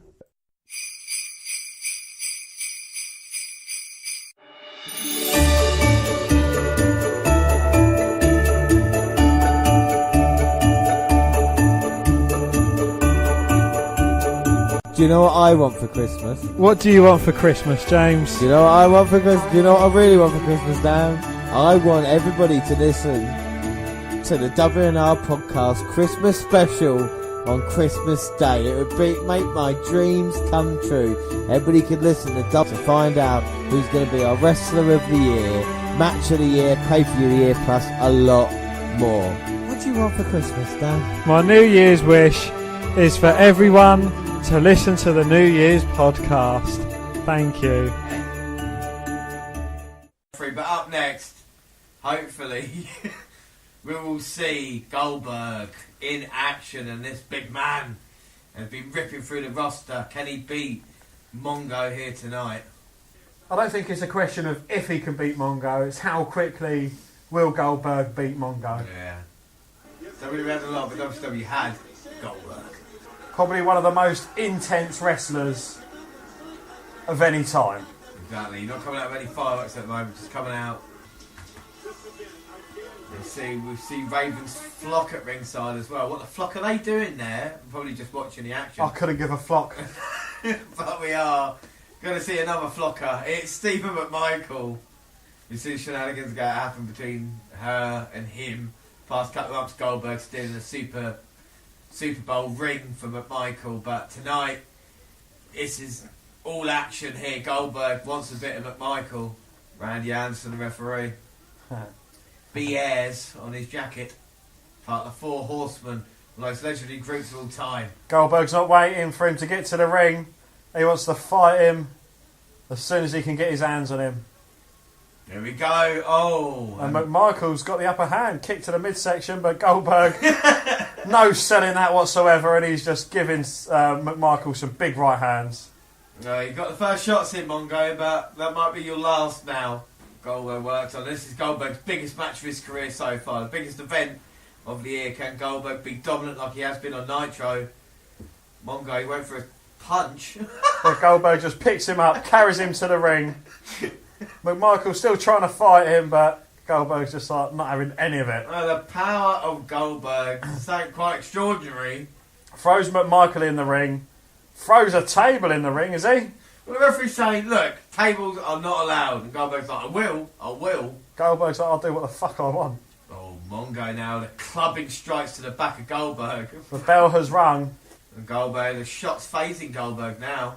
Some kicks to the midsection. Mongo just looks like an awful wrestler. He is an awful wrestler. I hate Steve McMichael. Got Goldberg. Oh, a sidewalk slam there. The undefeated Goldberg's in trouble. McMichael goes for the cover, but Goldberg easily kicking out. Well, when he's back to his feet, he seems more annoyed than hurt at the moment. Mongo with the Irish whip. Oh, and a flying shoulder tackle from Goldberg. Back from his NFL days. Goes for the cover, but McMichael managing to kick out. And Michael, the more successful NFL player between these two, who will be more successful in the ring, you know. But Michael, you could say, come over, got a big name, that's why they knew him. Goldberg is relative unknown, trying to show that he belongs to be here in WCW, the #1 wrestling company in the world. What could possibly go wrong? Well, Goldberg's got McMichael on the outside. I think he's trying to put him head first in the table, but McMichael blocked. And we haven't seen a wrestling move yet. No. What are you expecting from two former pro footballers? Or American footballers? Well, I'm not sure, but you can hear Mike today saying, you know, don't discount Goldberg in this, even though Michael's the more experienced guy. Because you've got to remember Goldberg's only been here 2 months, so the fans still really not sure. But Michael to the top. Goldberg's up to his feet though. Oh, and as McMichael jumps off the top, Goldberg punches him in the midsection. And now Goldberg's in complete control of this match, kicking the crap out of McMichael. But not very nice kicks. I mean, we could argue, you know, whether Goldberg... You can see how green he is at this moment in time, you know, and like I said, it's not been a wrestling move, but it looks very imposing as he's got McMichael. Takes him down and gets him into a leg lock. Goldberg moving out submission and just wrenching that leg back. Kind of tribal shout there by Goldberg. But the fans aren't reacting, they're staying in the seats at the moment. Michael, Irish whipped. Goldberg just pushed away McMichael.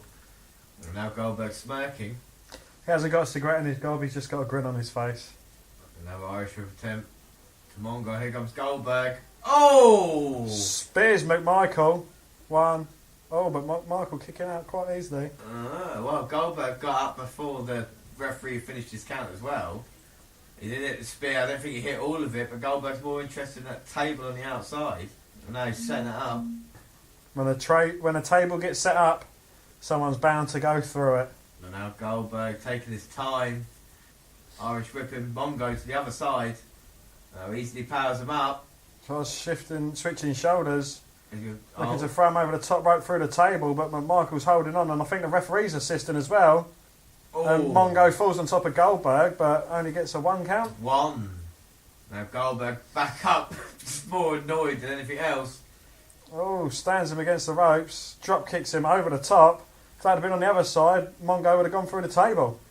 But luckily, well, I say safe landing. He hit those ringside mats, and Dan, you tell me how thin they are. Well, they're even more thinner than the wafer thin mats they've got nowadays. But Michael going up near the table side. I don't know if that's a great strategy, but shoulder barge to Goldberg. Goldberg responds with a knee to Mongo. Big right hand, punches Mongo through the table. What was the point in that? But anyway, Mongo through the table. Well, ECW had tables. I think WCW just wanted to keep up. And Goldberg helping Mongo up. Yeah, that wasn't a disqualification, of course, because Mongo just fell through the table. Goldberg didn't put him through it. But he's still fighting back, McMichael. Well, that's table bump's useless. But Mongo's saying, this is it now. Gonna try and pick him up. Fucking hell. Fumbled it, so he's faking a back injury. I think it just looked awful anyway. Now Goldberg. Looking set to finish this. Oh! God, nearly dropped him on his head. Jackhammer. And the victory. Goldberg gets first victory at Starrcade. Fans seem to like that. Goldberg's cut his own head open again. Every time I see Goldberg. If I had £1 for every time I see Goldberg with his forehead busted open. I'd have a lot of pounds. A lot of pounds, yeah. I mean, Goldberg there, impressive, but what do you think of the match? Honestly, terrible. Yeah. I don't think two non-wrestling types, shall we say, should work together. You know, you need someone with experience to work with someone as green as Goldberg, and I don't think McMichael's got that experience. But again, you know, I think it was more of a showcase of Goldberg than anything else. Yeah, I think this shows, like you said, the potential of what Goldberg could be. You know, he looks like a star here, doesn't he? And if you're just watching the event afresh, you're thinking this guy is going to be the future of the wrestling industry because of his look and what he can do. It's a horrible matchup putting him in Mongo's way, though. Well, just under 20 years later, he defeats Goldberg in pretty much record time. Well, 19 years later, isn't it? Exactly, yeah. No, with Brock Lesnar. beats Lesnar, in record time. I think that's, it just goes to show the longevity of Goldberg. I mean, is what it's all about with him. When it's done right, isn't it? When the storyline's done right. With Goldberg, they kept that, 5 minutes, and they did that. And, of course, the way they built up this kind of main event that we've got with Sting and Hulk Hogan as well. But we're seeing Raven come out. And Raven's scheduled for a match with Chris Benoit here. So that should be quite a good one. Raven's got the microphone. I wonder what he's going to say. Raven comes out and talks about the details of his contract that gives him control of when he wrestles. He decides he doesn't want to wrestle tonight and chooses Saturn to take care of Chris Benoit. But what about him? What about Raven? What about Raven? Poor Raven. Talk about his contract. James, that's so Raven. It's so Raven. So that's one cancelled match and 2 substitutes in the first 5 contests for those keeping store.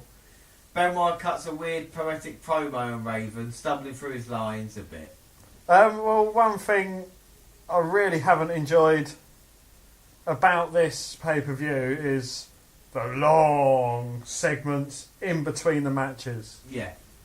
Things that could have been sorted out on the Nitro before. Yeah, I mean, this is the thing, isn't it? And we've been watching this pay-per-view for an hour and 5 minutes. And the matches total up to 15, 25, 30, 25, 30 minutes. So we've had 30 minutes of wrestling on an hour show already, and now we're getting Saturn coming out. So I hope, and it's just, this is meant to be the biggest show of the year, and at the moment it hasn't felt like it, has it? Apart from the opening match, which was really good. Yeah. Since then, it's not. It's kind of going downhill. Yeah, like it did last time as well. Like it did the Halloween Havoc weird way. But it's meant to be the biggest show, and now plays Saturn coming out to the War Games music. But I've got quite high hopes for this next match. I mean, Saturn, back in his day before he was kind of rubbished by WWE, great wrestler. Yeah, exactly. And Chris Benoit, I think throughout all his career, he was a great wrestler. Spoiler alert for anybody who doesn't know, but when the Radicals went over to WWF in 2000, the 4 members were Dean Malenko and Eddie Guerrero, who we saw wrestling earlier, Praise Saturn and Chris Benoit, who are wrestling now. So it's kind of weird, these kind of talent that were there in a kind of mid-card, not being used to their full potential, finally got frustrated and moved on, And like I said, great wrestlers, all 4 of them. And it'll be interesting to see what Praise Saturn could do against this man, Chris Benoit. The much anticipated Sting, but the match I'm looking forward to is Zabisco versus Bischoff. Yeah.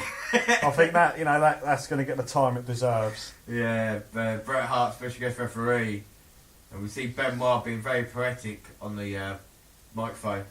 Oh, now Raven's going to come in, is he? Oh, he was faking out enough to distract Benoit, but that didn't work. On the rabid Wolverine, the cross-face crippler. I was trying to think of a third name for him, but... Ruthless aggression. Yeah. Toothless aggression, yeah. Benoit backing Saturn up in the corner with the chops. And Saturn with a fucking ridiculous haircut. I mean, I thought mullets were bad, but I'd rather have a mullet than Saturn's mop. Mop. Moppy.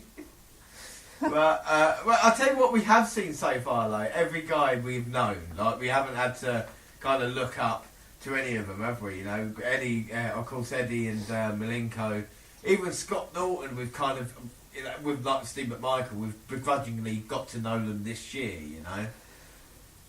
I think the real talent is in this thing. And look at Benoit. So, what is a Ravens rules matchup, James? Do you want to run me through the what's allowed and what's not allowed? Anything's allowed in Raven rules. Anything Raven says goes. Oh, Billy Kidman up in the apron, but Benoit knocks him down. Jared! Billy Kidman ended over the top. Oh, Saturn wearing what are they? Camo pants. What are they called? Cargo pants. Cargo pants. Benoit, of course, with black trunks. And all the Ravens flock are ringside. Oh! No, he just jumped straight into there. That's sick, boy. That was sick, boy. Oh! Fucking hell. And Billy Kidman with like a running shooting star press off the ring apron onto Benoit. Look at the state of Billy Kidman here. Do you think Tori Wilson was going out with him for a couple of years? It's really gothic. I know, yeah. Raven standing over him. That's what the flock's about. Pro Saturn. Oh! Lovely leg drop there, getting Benoit back into the ring. I think it's better wrestling like the moves that they do compared to what we saw at Survivor Series to now. Like we just saw Shooting Star off the apron and then Saturn using the second rope to leg drop. We weren't seeing that, were we? No. You know, and I think that the kind of it is better wrestling. I am going to say that. Even apart from the last match, that was not good, but it was about the same level as we saw in WWF. So yeah. But again, you know, the Norton, Vincent and Savage against Trailer and the Steiners, that was more of the old WWF wrestling. You know, the Guerrero Malenko, it was fresh, just like this match here, you know, with Benoit and Saturn. But I don't. It seems fresh. Yeah, exactly. But I don't mind. I like the change-ins. You know, I mean, you can take a breath in one match and then another match is full on. I quite like that. It's just when it's either all dull. And look at Saturn. Whoa! Oh, running the ropes and a lovely shooting star there onto Benoit, and Benoit's in a lot of trouble now. He is. Perry Saturn showing his agility, going for the pin, but Benoit rolling to the ropes. Oh, managed to get his foot on the bottom rope. Very veteran-like there from Benoit. So he's been around, of course, been in ECW. Now he's in WCW trying to move up the card. Of course, associated with the Four Horsemen at points. And Saturn with Raven's flock. A big knee to Benoit. Not giving him a chance to brave. Yeah, still at ringside as well. And this is better. Like we said, Perry Saturn clubbed and blow to the head. Well, I think with the advantage of the flock at ringside, I mean, Saturn's definitely taking full control of this match. But with now dangerous Benoit, he can turn it round and again Benoit relying on the ring ropes there to not get himself counted out of this match. Go for the knee for the third time. Oh! But Benoit grabbing him, rolling him up, only getting a 2 count though. 2. Saturn responding straight away with a clothesline. Goes for the cover himself. Well, goes for it more than once, but can't get it twice. 2 twice. Saturn just grinding him down. He knows he's not going to get a win for the submission, but he knows he's going to get his breath back as he works down Chris Benoit. And Benoit's a tough individual. It's going to take a lot to beat him, even with the flock at ringside. So what does Benoit need to do if he's to pull off the surprise victory against Saturn? I think he needs to get, if you're going to get victory, just pull it out of nowhere, Dan. There's only one thing that comes out of nowhere, James, and that is an RKO. Oh, Saturn there with a brainbuster on Benoit. And Saturn's got a weird look in his eyes. I think that might put Benoit away. But if Benoit needs to get a victory, he needs to get a submission or a pin. Just the surprise kind of element to it and get his way out there before he can get hurt. Oh, look who it is! It's Mortis, and there's Alex Wright, yeah? Yeah, Alex Wright. Alex on his big package, right? Oh, look at the size of his penis taking up the seat in front of him. He's got it rested on the young lady's shoulder. Yeah, total camera put it there. I don't bite. Oh, much. Oh, Benoit with a sunset flip, rolls up Saturn. Oh, but Saturn managing to kick out. Goes for the clothesline again. And now Benoit's turning up the aggression in this match, but only for so long. He hit the clothesline to Saturn, but like I said, the energy sapped from him. Been beaten up for the past 5 minutes. Raven's not very happy. Tell you what, even though he lives on the streets, he still gets hair done, doesn't he? He does indeed. Looks a bit like Baron Corbin. Maybe Raven could come in and be like, Byron, I am your father. Oh, and Saturn with the knees to Benoit. Looked like Benoit was going to get back into this, but Saturn cut him off. Lovely slam there, like an inverted Falcon Arrow. Oh, and now Perry Saturn's mocking Benoit, slicing his throat. What's he going to do? Saturn on his way to the top. But Benoit cuts him off, meets him up there. Oh, this ain't going to end well. And, oh no! Throws Saturn off the top ropes to the wafer thin mats below. Benoit's going to go for a suicide baseball slide. Well, it went for baseball slide. Saturn went for clothesline. Oh, crossface on the outside though. But the flocks round him and well, fucking hell. Fucking hell. Loki, Sick Boy, Billy Kidman, and the referee somehow is letting this go because it's a Ravens rules match. Don't forget. And Saturn now. Oh! Goes for the springboard moonsault off the ring apron and takes out all the members of the flock, and Benoit manages to get out of the way. This is his time to capitalise. There we go, throws him in. Benoit's got Saturn. And Raven still stood there watching on. Oh! Turns him inside out with a big clothesline. Yeah, Raven's been very stoic in this match. Not moved a lot. Finally moved for the first time as Benoit. Oh. Lovely snap suplex there. Uh-oh. And now that's the real throat slicer. That is the end. Benoit looking at Raven as he goes up. Here we go. Oh! Halfway across the ring, lands a diving headbutt. But Kidman comes in to distract Benoit and it works. Oh, and now all the Raven's flock coming in. Maybe Loki can do much better. Uh-oh. No, he can't. He gets suplexed out. Oh, Sick Boy might be alright. No. Kidman. Oh, he just gets swatted out the air. But Raven's in. And Hammer from behind. Oh! Is that Van Hammer, isn't it? Yeah. Part of the Raven flock can hit from the back. Even flow DDT by Raven.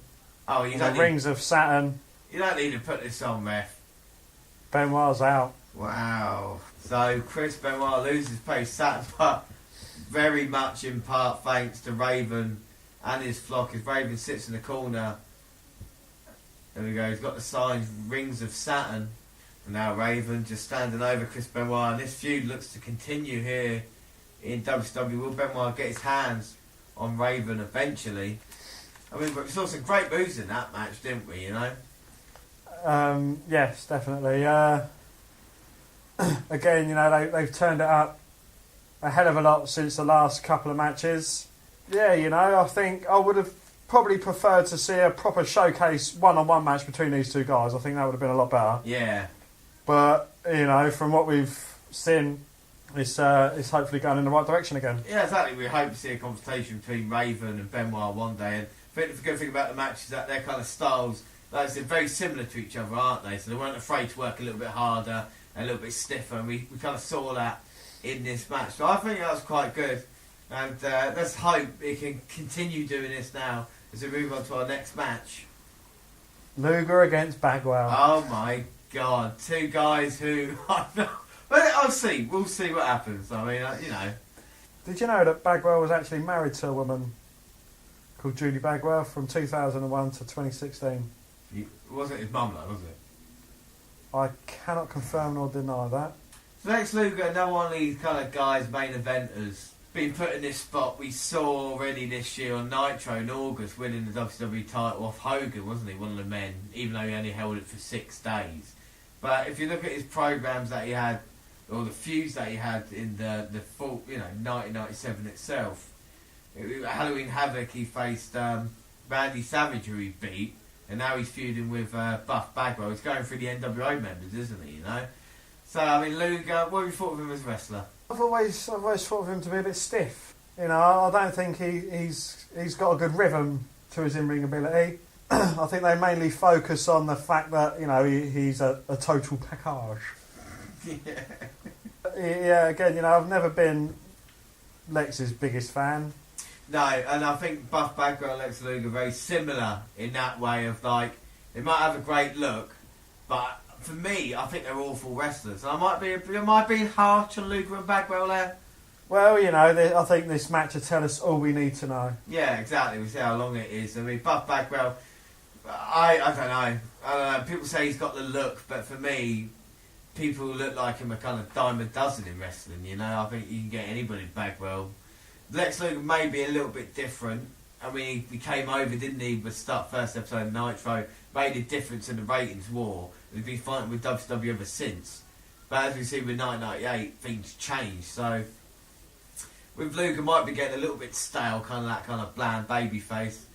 See if the match with Bagwell can improve it. But Buff Bagwell was part of the NWO. In 1997, I wouldn't say he deserves to be in the NWO. I think, you know, the whole point was he's meant to be in WWF, and Bagwell never was he? So, a bit of a weird pick. Talk about the Buff Bagwell thing. On November 25th, 1996, Bagwell joined the NWO. So all the way back last year, you know, 1996. Yeah. I was telling his partner Riggs, because he was known as the... Vicious and Delicious. The American Males. Oh. And then became Buff Bagwell and former Tim Scott Norton called Vicious and Delicious in the NWO. Right. That's how you close, yeah. Sorry, what were you going to say? Well, you know, in 1998, Bagwell was out. I don't know if he was out for injury or whatever, but the fans were absolutely screaming for him to come back. Really? That every week... Oh, fuck off. every week, it was Buff Bagwell. They was chanting him. Loads of signs saying Buff is the stuff, we want Buff back, and it was just going really off key about him. Fucking hell. Well, Lex Luger just spat at Buff Bagwell. Bagwell sold it like he'd just been hit with a ton of bricks. He did indeed, yeah. It knocked him down. Now Bagwell backs Luger up in the corner. So we've got the buffness of Bagwell, and we've got the Luger and the total package. And now Lex, look at the power of the package picking up Buff Bagwell. You going to throw him out the ring? No, he's just posing with him. Big slam. Clotheslines him out the ring. And Bagwell's not having any more of this, and he's like Craig David, he's walking away. And his NWO teammate Vincent is coming out.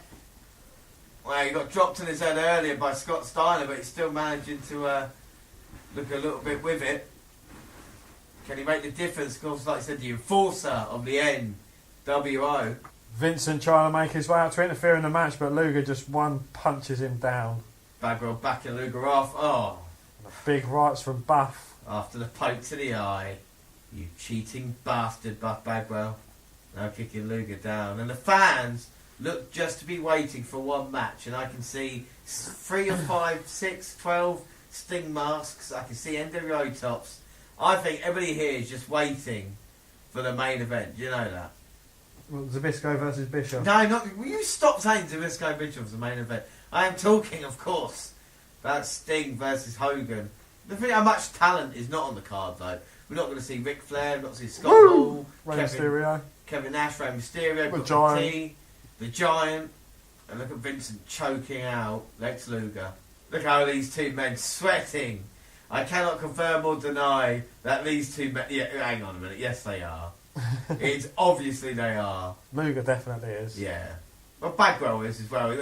He's gained so much muscle mass since his American Males day. American Males. Oh, and Luger's managing to fight back. Big elbows to the face of Bagwell. And Bagwell feeling all of this. Oh, and as I said that, didn't sell it. Poke to the eye of Luger. Oh. Runs into Luger's big boot. Clothesline down from Lex. Bagwell going in for the cover, but Luger managing to kick out. Buff Bagwell now with a submission to the back of Lex Luger's head. Keep checking how long's left. Yeah, it's really long. Seems like an Iron Man match. Well, a nice long shot there, the crowd. Luger back to his feet though. Oh, working with the elbows to the bread basket of Bagwell. Dodging Bagwell's clothesline. Oh. Buff Bagwell's bread basket. Lex Luger Irish whipping Buff. Oh. And a double axe handle smashed to the back of Luger. Stops his momentum. Do you see what Bagwell did then? Snorted out a bogey, but the cameraman was right there. Bagwell then he got caught with the cradle pin, but responds with a clothesline, and then we just seen a couple of near falls there. Even Bagwell looks fed up with this match. Yeah, they're not selling it at all, are they? Just getting their breath back, wasting time. Why not give the Benoit Saturn match 5 more minutes or the one at the start 5 more minutes? You know, I don't understand. Luger slowly trying to get back to his feet. Does so now. Can he get out of here? Elbows to the midsection, running the ropes, and Bagwell again with a knee, stopping Luger. Luger backed up to the corner, but coming out with kicks. Now punches to Buff. And another Irish Rip attempt. Bagwell reverses. Got him in a sleeper for the 3rd time now. Bagwell jumps on Luger's back. Try and really take Luger down. He's not dropped yet, but he's slowly fading. Can he get to the ropes? And Buff Bagwell with yet another rest hold. The arm drops once. Dropped twice. One more and Luger's out. Oh no, but he's fighting his way back into it.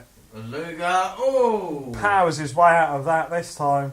Can he get the separation he deserves? Well, he needs from Bagwell. I mean, probably just like his merchandise, Bagwell has not really sold much tonight. That is true, and he's going for a, I don't know, slam. No, not slam. He went for a running splash, fell on Luger's knees, and he was back on the offence within the second. Oh, but Luger now, coming back.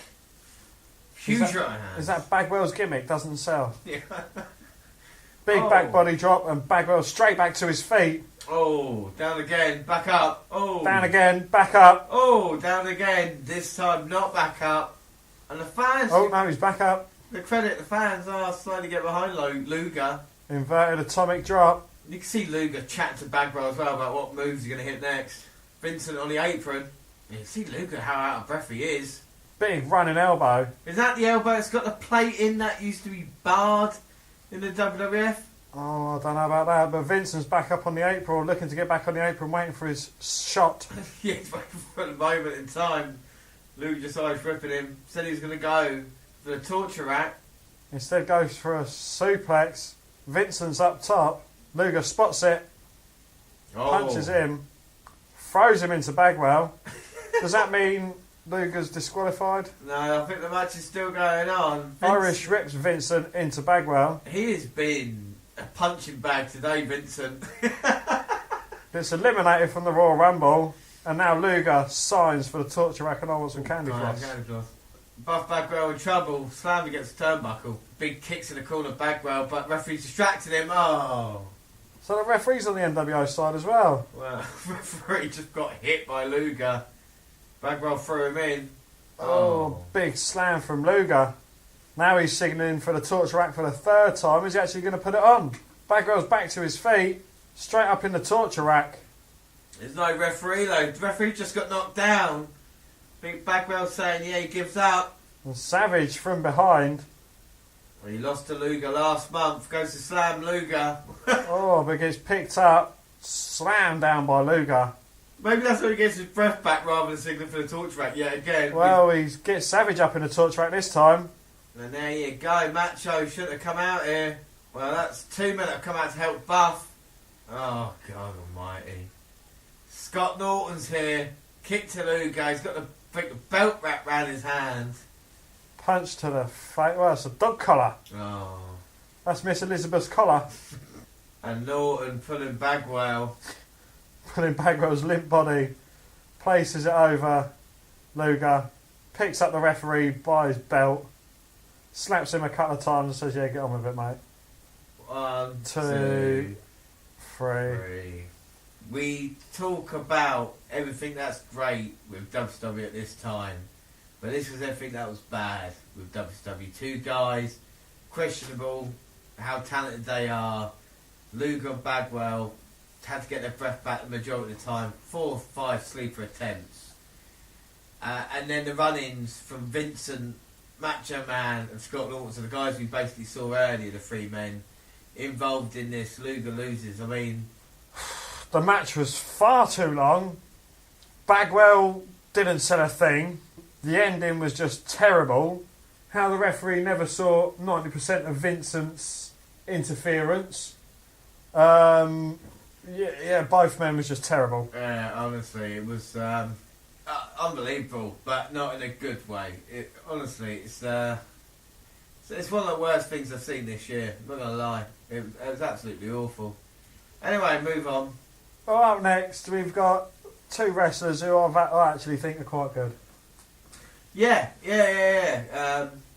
DDP, Kurt with DDP this year, be feuding with Macho Man. Like I said, had a great rival this year. You've really liked that feud, haven't you? Yeah. And of course, Kurt Hennig making his way to Nitro and being US champion. Basically, main eventing Nitro throughout during the later months of 1997. We've seen him going against a Giant and people like this. Who was you saying you liked, James?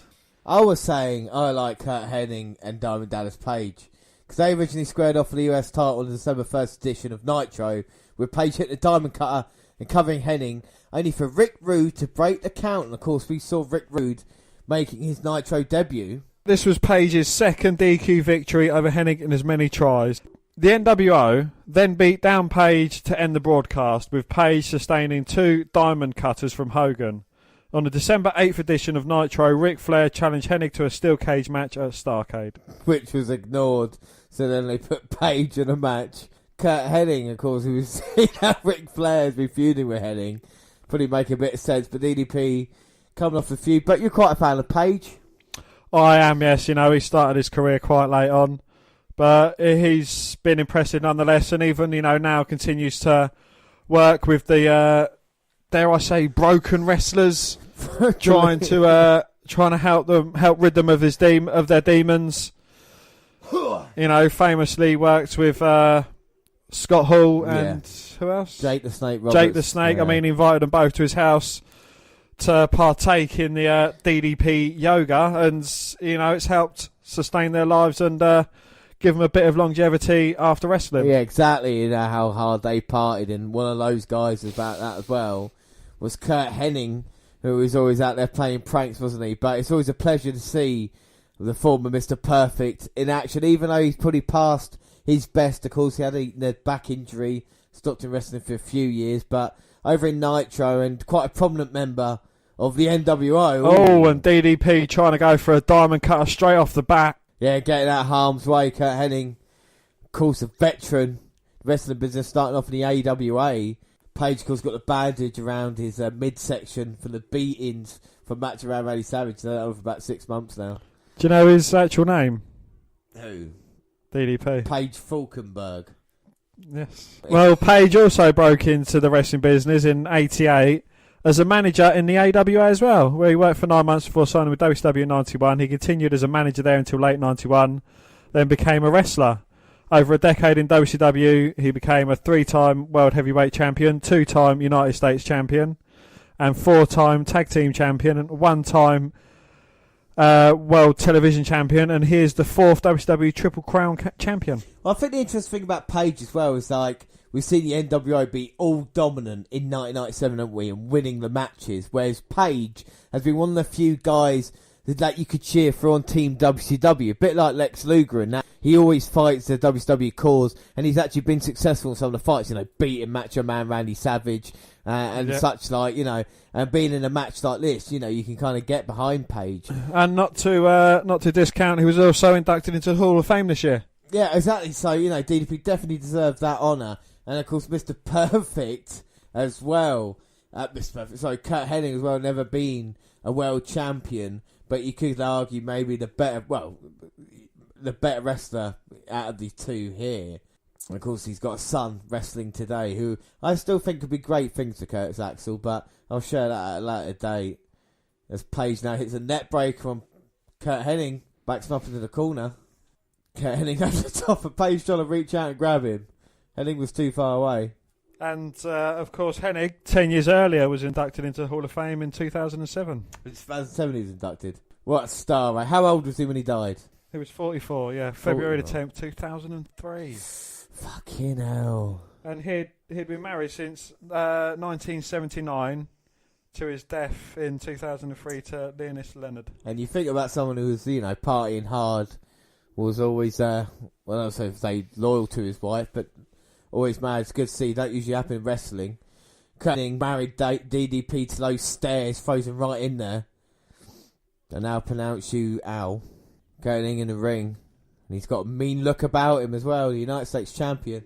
Trying to take the strapping off DDP's bandage. Just working him down after those stair shots. Be hard to think DDP can get back into it. But the fight of this man, the people's champion of WCW, DDP. Anything though, clubbing blow to DDP. Both men with their blonde curly locks. Yeah. But Hennig again deserves to be up there with, one of the greatest technical wrestlers of all time. Kind of like a stunner-esque move on Kurt Hennig. Jawbreaker, but Hennig managed to respond. Blow to the back of DDP's head. Don't know how much impact that had. Page trying to get to his feet. Punch to the midsection. Oh, but Hennig with the right hand. Page with the right hand. Hennig with the right hand. Page and Hennig now going for it. Both men. Page winning the exchange. Oh. Sends Kurt Hennig over the top. And here comes Page. Oh. Dives right on top of Hennig. Fans getting into it now. Bit of fan interaction as Page throws Hennig over the barricade into the fans. Now right over the top. And throws him back to the ring side. Page calling for it. No, he's going outside. He's got Hennig right to the ring post. Well, ring post right to the ghoulies. Meccano. Hennig held on to the top rope. Going for the pin. Got his foot on the second rope. Oh. But Page still managing to kick out. Ah. Hennig distracted with the referee. Page Rolling up, perfect. Oh. Getting shoulder off at 2. 2. Is he going for the heading plex? No. Page again, full package, Henning getting up. Going for the clothesline. Page dodges. Oh, couldn't dodge that one. Henning with a cover. That is it. No. Page managing to kick out. Oh. Going to hit the heading plex. No. Page blocking it. Oh, armbar. Takedown. Both men struggling to get to the feet. This has been definitely better than the last match. Indeed, yes. Both men giving it their all. And after both men hitting each other, they both stumble down onto their backsides, where it looks like Page is going to recover first. Page Irish whip reversal. Oh! Diamond cutter. Can he get the cover he needs? 1, 2, 3. Yeah. And that's it. Diamond cutter. Most deadliest of those moves. And your new US champion, Diamond Dallas Page. And he hit the diamond cutter out of nowhere to get... No, I've got to say it because without the diamond cutter, Randy Orton never had the RKO. He asked Page if he could use the move. Dan, Randy Orton's biggest fan, true or not? Nah. Yeah, exactly. RKO's better, but no, yeah, I know, it but... is true. Yeah, and Page, in true fashion, goes and celebrates with his people, the fans. Yeah, he is the champion of the United States and of the people. We, the people. All goes my team. Beautiful move. Page turned it around. Henning didn't have a chance. And again, DDP successful here. That's one for the WCW. And now, Dan, it's time for your favourite match. The one you've been looking forward to the most. Well, Eric Bischoff versus Larry Zbyszko, Dan. And it was verbally agreed that on November 24th, 1997 edition of Monday Nitro, with Zbyszko stormed to the ring following an NWA paid advertisement, only to have the propaganda fall from the ceiling showing Bischoff posing over him at Halloween Havoc. Bischoff, after repeatedly and so finally agreed to face him at a later date. On November the 28th edition of Saturday Night, of WCW Saturday Night, the match was officially announced for Starrcade. On the December 1st Nitro, Bischoff claimed he never signed a contract and wouldn't wrestle unless control of Monday Nitro was on the line, which WCW Commissioner J.J. Dillon agreed to later in on the show. So, control of Nitro. So, if Bischoff was to win, what we saw on the Monday edition of Nitro backing over would come into effect. But we also found out another special thing as well about this match, Dan, haven't we? We have indeed, yes. And after a lot of debate between Eric Bischoff and J.J. Dillon, they finally agreed on Bret Hart being the special guest referee. Yeah, so Bret Hart is making his first WWE pay-per-view appearance here. Is it the best thing for him, Dan, to be involved at a pay-per-view like that? Is it good just to have him on the show? They could have used him better. Well, you know, there wasn't really much other way to showcase him. It probably would have made more sense for him to be the special guest referee being announced at this pay-per-view, you know, as the referee between Hogan and Sting. Yeah. You know, like, you know, both wrestlers are in the ring, and now, you know, and J.J. Dillon comes out, and now we've got a special guest referee, a man that won't screw anyone over. He's going to be an impartial referee because he knows what it's like to be screwed over. Bret Hart. No, yeah, I think you're right. Yeah, I think with the Bret thing, I think the only thing in my mind that might have been cool if he came in with the NWO top, the T-shirt, until he was a member, and then cost like Hogan in his match with Sting, or you know, did something to the NWO in that way. I think that would have been quite cool. But they did it like this, so we're going to see what happens. Scott Hall is out here. And look at Eric Bischoff, eh? He is so full of it right now. Well, you know, does he have good reason to be, though, James? I mean, you know, compared to his counterpart Vince McMahon, who's on top, you know, who's been on top for the past year.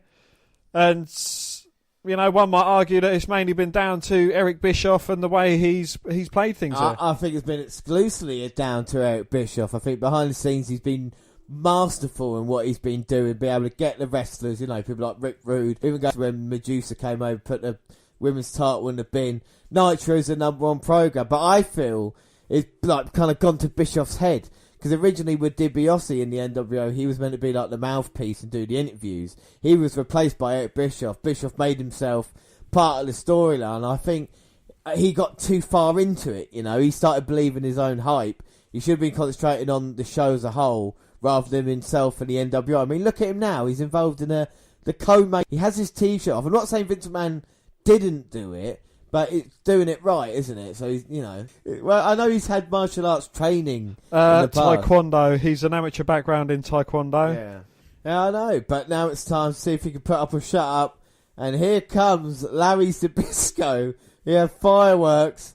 Of course, he had a match with Scott Hall. Oh, he's involved with a Scott Hall match. He was special guest referee. Halloween Havoc with Luger. Scott was out. He's still got a problem. And look at all the fireworks. Look how much money they must have spent on the fireworks for Larry Zbyszko to come out here. Well, Lawrence was born in 1951 in Chicago, Illinois. Do you know the only thing I know about Larry Zbyszko? His father-in-law's Vern Gagne. No, did not know that. He's married to Kathleen Gagne, whose dad is Vern. He was trained by Bruno Sammartino, or brought up. He with was Bruno. trained by Mongol as well, Gito Mongol. Yeah. Made his debut in '73 as part of the Worldwide Wrestling Federation, or the WWF. Was there until '81. Did you know another fact about Larry Zbyszko? His surname is the highest scoring name on Scrabble. Oh, is it? Yeah. I remember Zbyszko. No, I remember it because Bruno Sammartino trained him, then he turned his back on Bruno, and that turned into like a big feud in, I think, the early 80s. But I've never been a fan of Larry, but he has turned it a little bit for me. He has been quite entertaining. We've seen Larry's Nitros, haven't we, this year? So. Yeah, well, you know, he's Zbyszko's feuded with Bugsy McGraw, Abdullah the Butcher, Superstar Billy Graham. He's wrestled Killer Kowalski, Baron, Mikkel, Sakuna. You know, he has been against the greats. Yeah, well, exactly. But something we'll learn. And Bret Hart making sure Eric Bischoff hasn't brought anything illegal in with him. He's got the kick pads on and the gloves as well. Bischoff looks in quite fair for a cruiserweight. I bet he's loving himself. And Zbyszko there, I think he's coming out. He just looks like an old style wrestler, you know. Did you know from 2000 to 2005 he was wrestling on the Independents? No. In 2006 he was at TNA. Fucking hell. Back to the independent circuit, 2007 to 2012. Back in WWE he's still in WWE now. Oh, well, fucking hell. He's a regular on NXT tapings in Orlando. He's appeared at WrestleMania Access in recent years. And he was in the Hall of Fame 2015, where he's inducted by Bruno Sammartino. So we've seen the early going. So the match has started. Bischoff was kind of going for jabs and Zbyszko avoiding it. But isn't this a classical case of kind of MMA fighter versus professional wrestler, Dan? Once the wrestler gets hold of the striker, that'll be all she wrote, won't it? I mean, this is what Zbyszko's waiting for, his moment to take down Bischoff. Bischoff won't be able to fight the defence, will he? Or the attack of Zbyszko. No. Bischoff's looking for a knockout kick. Oh! Right hand there. I think Bischoff's just looking to stick a move at the moment. But once living legend Larry gets his hands on Eric Bischoff, I think it's going to be lights out for him. Especially, the funny thing is, we've got Scott Hall and Bret Hart, but they're not involved in the match. It's Bischoff and Larry Zbyszko. Yeah.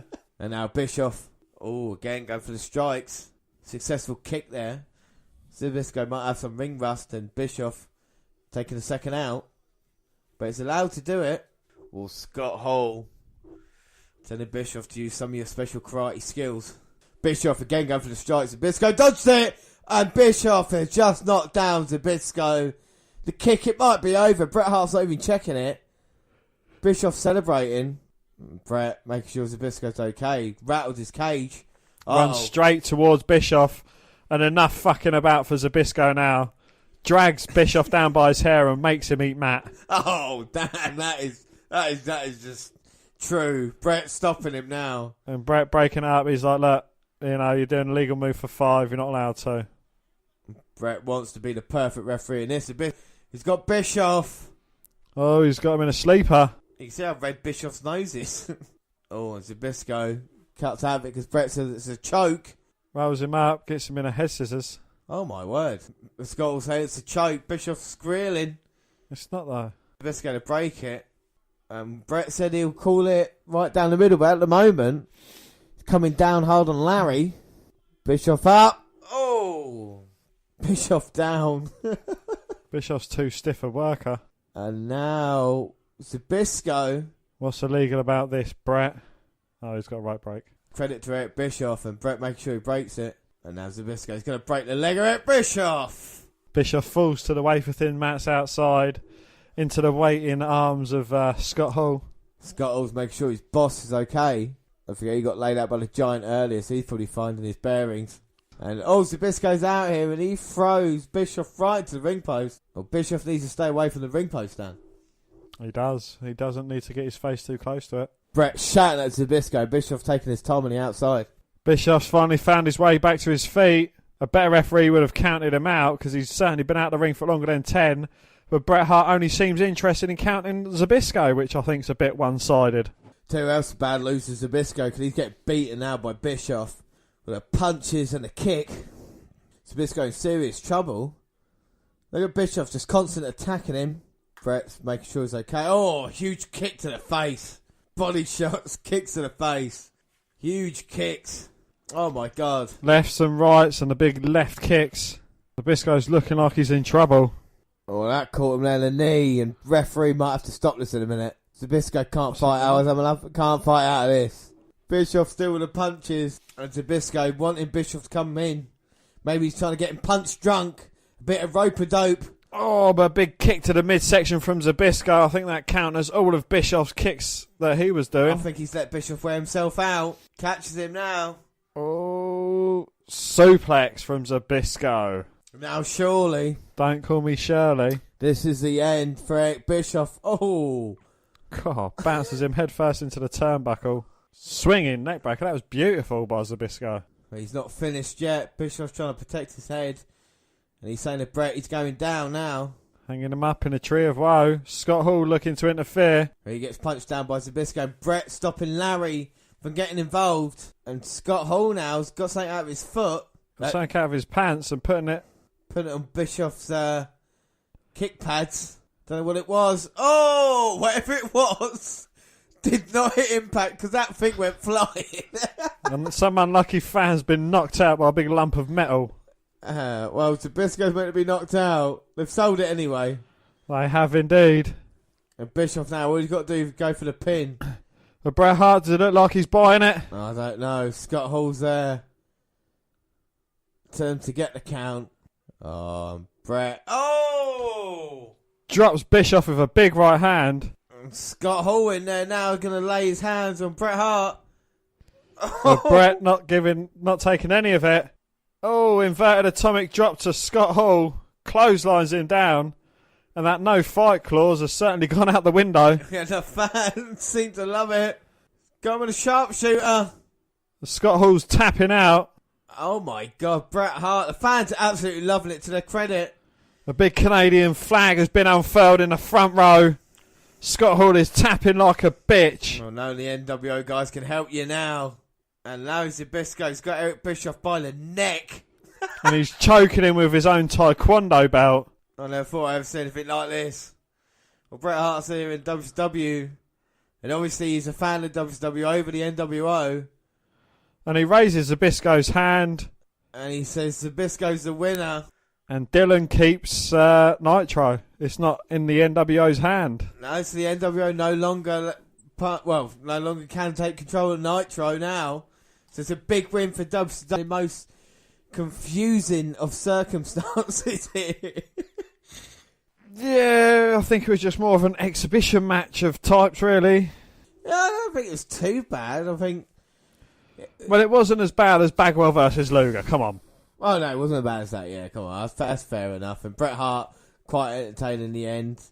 But still not sure what it's about. I suppose we'll find out on Nitro as we go along. But that is it now. That's that. We are one match away. There's a main event. The match that everybody has been waiting for. And we talk about build-up, Dan. This is quite unbelievable. So we know about Hogan and Sting. Sting's been chasing the NWO since coming up from the rafters last year. We've seen all sorts of fake Stings and everything like this. But now we're finally going to have it. And Dan, like we said, when was the match officially signed? The match between Hogan and Sting was officially signed and on October the 28th, 1997, with a live, actually filmed the prior week, press conference at the MGM Grand in Las Vegas. This aired on TNT during commercial break for the premiere of Hogan's new cable movie, Assault on Devil's Island. The success drawing a 4.2 cable rating. At the same time on the USA Network, the WWF ran a Survivor Series flashback show, which drew a 2.8 rating, with fans tuning in to finally see the Sting-Hogan bout signed. During the press conference, Hogan and Sting had a brief stare down as Sting signed the contract without ever taking his eyes off the champion. On November the 10th edition of Nitro, Order finally beat down Sting, with Hogan delivering several leg drops as the show came to a close. Sting then disappeared for a month, with the NWO beating down the likes of the Giant, DDP, the Steiner Brothers and Larry Zbyszko, and looking stronger than ever. For life. What do you think I'm doing, you twat? What are you doing? For life. What are you doing that for? For life. So, James, this, of course, is for the WCW World Heavyweight Championship. Who was the first champion? Of what?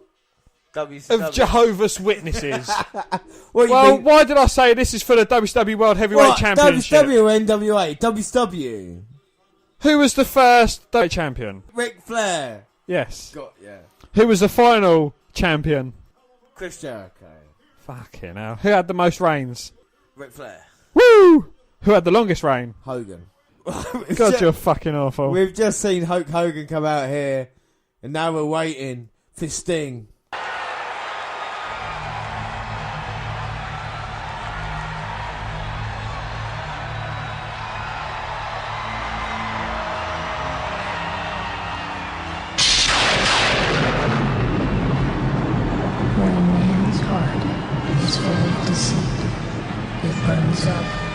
Dies, and a dark shadow falls over his soul. From the ashes of a once great man has risen a curse, a wrong that must be righted. We look to the skies for a vindicator, someone to strike fear into the black hearts of the same man who created him. The battle between good and evil has begun. Against an army of shadows comes a dark warrior, the purveyor of good, with a voice of silence and a mission of justice. This is Sting.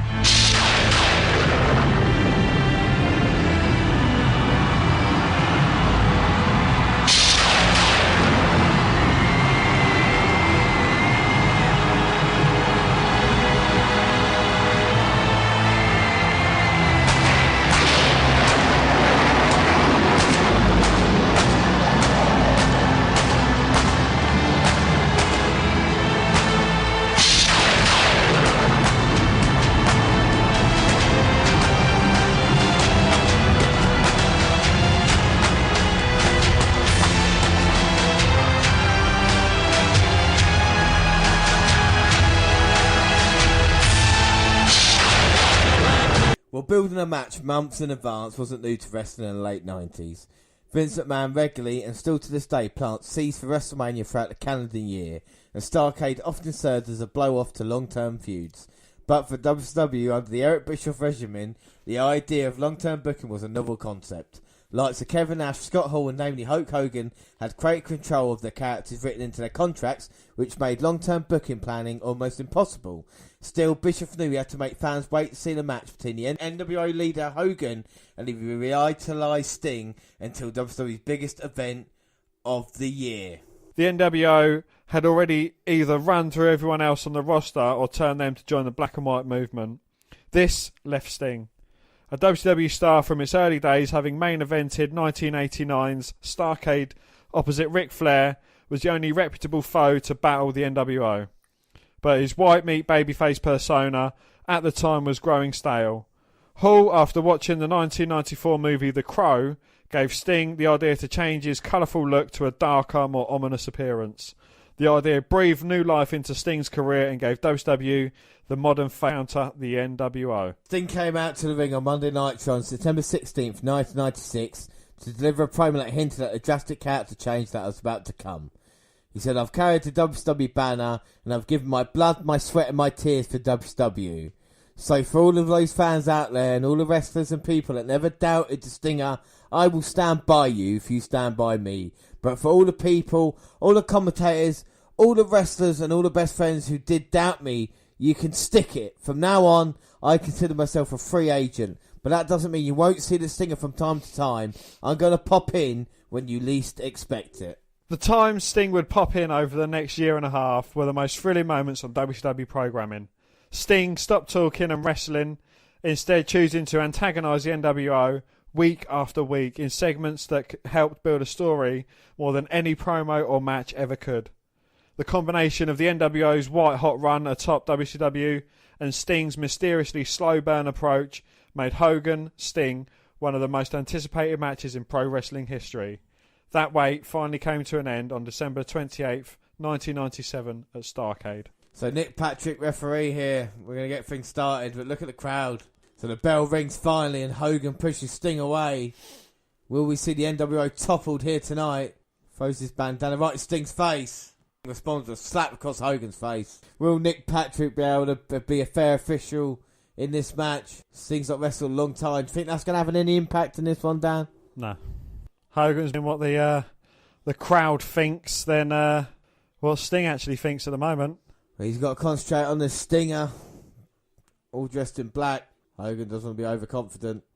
I don't think we're going to be expecting a catch-can style wrestling. No, this is leader of the NWO versus what is the last leader of WCW, I think you would say. Kind of the last Avenger here. There's so much pressure on Sting's shoulders, but if anybody could deliver, like I said, former WCW multiple-time champion, carried the company back in the early 90s. Yes, that test of strength didn't go well for Sting. I mean, Hogan with a quick kick to the midsection, and he's working over Sting. Backing up in the corner with the right hand. Big clothesline in the corner to the Stinger. A punch to the throat by Hogan and a rake to the back. Hogan with a kick to the midsection, poke to the eye. Is Hogan starting to get a bit of confidence in this match? I think, he's been a bit afraid of Sting, so to speak. Getting Sting coming down from the rafters, being surrounded by all the stingers in the mask, not knowing what to expect from this new revitalised Sting. Yeah, I think most definitely. I think this is Hogan's biggest threat. He knows it. And he goes for the elbow drop. Sting moves out of the way. Sting back to his feet. Drop kicks Hogan through the ring ropes, and Hogan's trying to get a bit of separation now. Needs to take a breath and gather his thoughts. And I think you're right with Sting. We don't know what he's been brewing it up, hasn't he, for a year and a half, wanting to get his hands on Hogan, and we're finally going to see it. And Sting, like I said, with the pressure on him as well, we don't know what it's like. We don't know what this new Sting character's going to be like. We've seen him coming down from the rafters, but this is one-on-one at the moment. The only problem is we know the NWO doesn't always have a fair.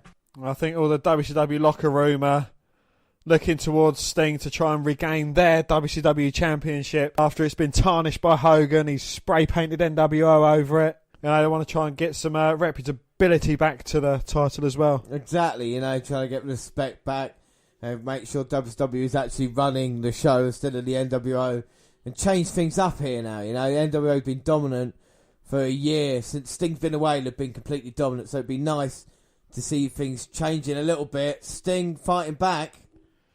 Oh, and drop kicking Hogan over the top rope, and Hogan stumbling around, landing on his backside there out on the wafer-thin mats below. So would you say, arguably, NWO probably one of the best factions in wrestling?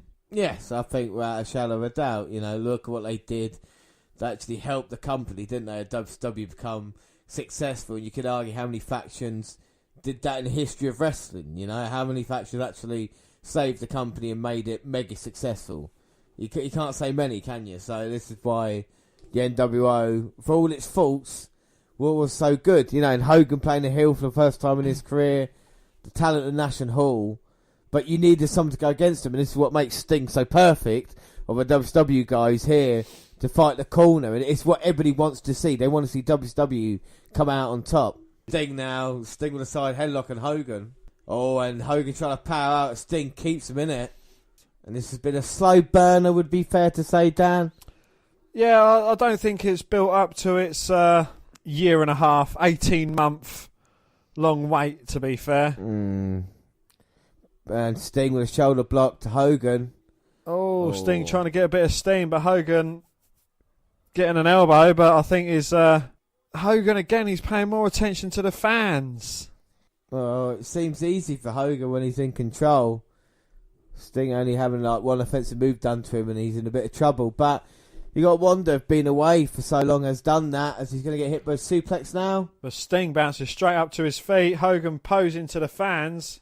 Sting just told Hogan to suck it. Yep, and he's backing him up in the corner. Big lefts and rights, followed by a big kick and a rake to the eyes. Oh, and Hogan responds with a poke to the eye of his own. Poke to the eye. Poke to the eye. And then the old style grabbing the head and punching it. The old head grab and punch from Hogan. The old head grabby punch, mate. The old head grabby punch. Yeah, and Sting thrown to the outside. Hogan going right after him. Uh-oh, Sting's in trouble. Oh, come on. Hogan just used Sting's baseball bat against him. Referee didn't see it. Come on, ref. Actually, don't, because if you disqualify Hogan, he keeps holding the title. Now, Hogan. Oh, throwing Sting into the ring post. Sting's real name? And Hogan saying, look at the T-shirt. Look at this T-shirt, Sting. You're nothing, Sting. And he drills him, and he nails him.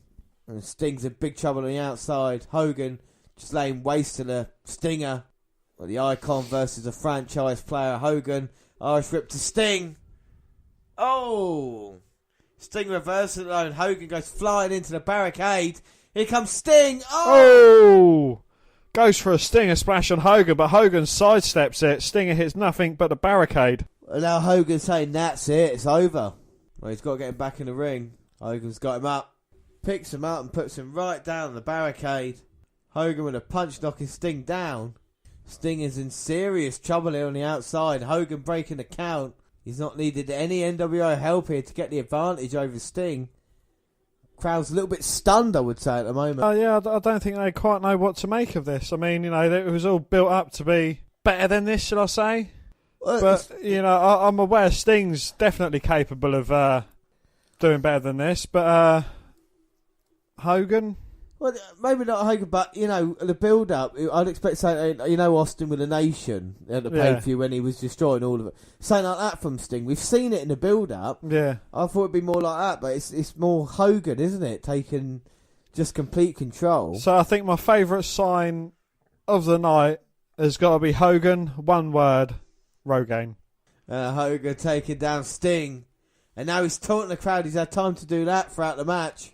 Is he going to go for the leg drop? Here he comes. Hogan, leg drop. Go for the pin. 3 count. Oh, but Bret Hart holding the ring. Well, the bellman's not letting him ring the bell. Yeah, but that was a normal pin count. Nick Patrick counted to 3. Said that's it. Bret Hart now.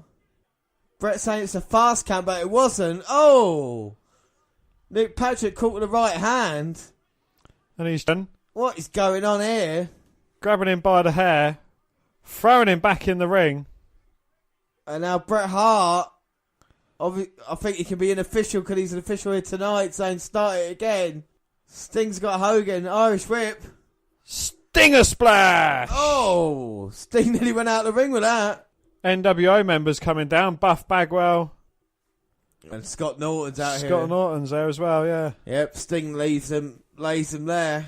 Hogan Irish whipped. Stinger splash. And now Hogan, and now Sting. A shout out to Bret, maybe. Well, Scorpion Deathlock. He points at Bret. So make sure to he's tapping out. Hogan, say no. Hogan didn't tap. Bret's called it. That's got to be a Montreal jobby there. Well, the fans cheering, but not sure what's going on. And Lex Luger, his best friend, the Giant, and, well, lots of other members of the locker room there that aren't Poe come out to congratulate Sting. All the guys that were watching as well, yeah, like you said, Public Enemy there at ringside, Mortis in there. Everyone, bloody hell. Sting has the world championship, and that happened ever so quickly, didn't it? Everybody come out here in a matter of seconds, but what happened at the finish then? Nick Patrick didn't count a slow count. I don't think it was a fast count. A fast count, sorry. And Bret saying that Sting winning. I mean, first, what do you think of the match? It's not quite what it was built up to be. I think I expected better from Sting. Hogan, you know, I've not really seen him in great matches, to be fair. You know, Sting, on the other hand, I think he's had some very, very good matches. Well, I honestly don't know what I've just seen there. For what was meant to be the biggest match, it was meant to have a clean finish, and it didn't. Is quite extraordinary. But luckily, we have got information about it. Behind the scenes, things were legitimately getting contentious between Hogan's camp and the camp for Sting. The initial plan was for Sting to beat Hogan cleanly and become WCW champion. The problem was, Hogan felt that Sting wasn't in the best of the shape going into the match and wouldn't look believable in beating him. Hulk was somewhat correct, as Sting himself pointed out years later. He was becoming much like his gimmick. He was spiraling out of control with his use of prescription painkillers and had developed such a superstar ego. Add to the fact that Sting hadn't wrestled inside the ring in well over a year, there were some legitimate concerns from Hogan. On the other side of that argument, however, Hogan had his own ego and held all the cards in his hand, considering he had creative control over his character in his contract. There was no question that Hogan realised that losing to Sting was the best interest of WCW's prosperity. The issue for him was how to make it work for him and his character. The plan was for Hogan to actually ping Sting due to a fast count by referee Nick Patrick. There are rumours that Eric Bischoff tried to lure the WWF official, the ref in the face butcher Screwjob, for the role of crooked referee, but was turned down. After the fast count was made and Hogan seemingly retained the title, newly acquired Bret Hart would interject saying referee counted too fast and would start the match where Sting would win the title. Well, it seemed like a decent idea that would benefit everyone involved. But alas, that's not what happened. Firstly, Sting entered the ring down the ramp instead of his usual down. It reportedly confused some fans who questioned if that was really Sting or the much ballyhooed bogus NWO Sting.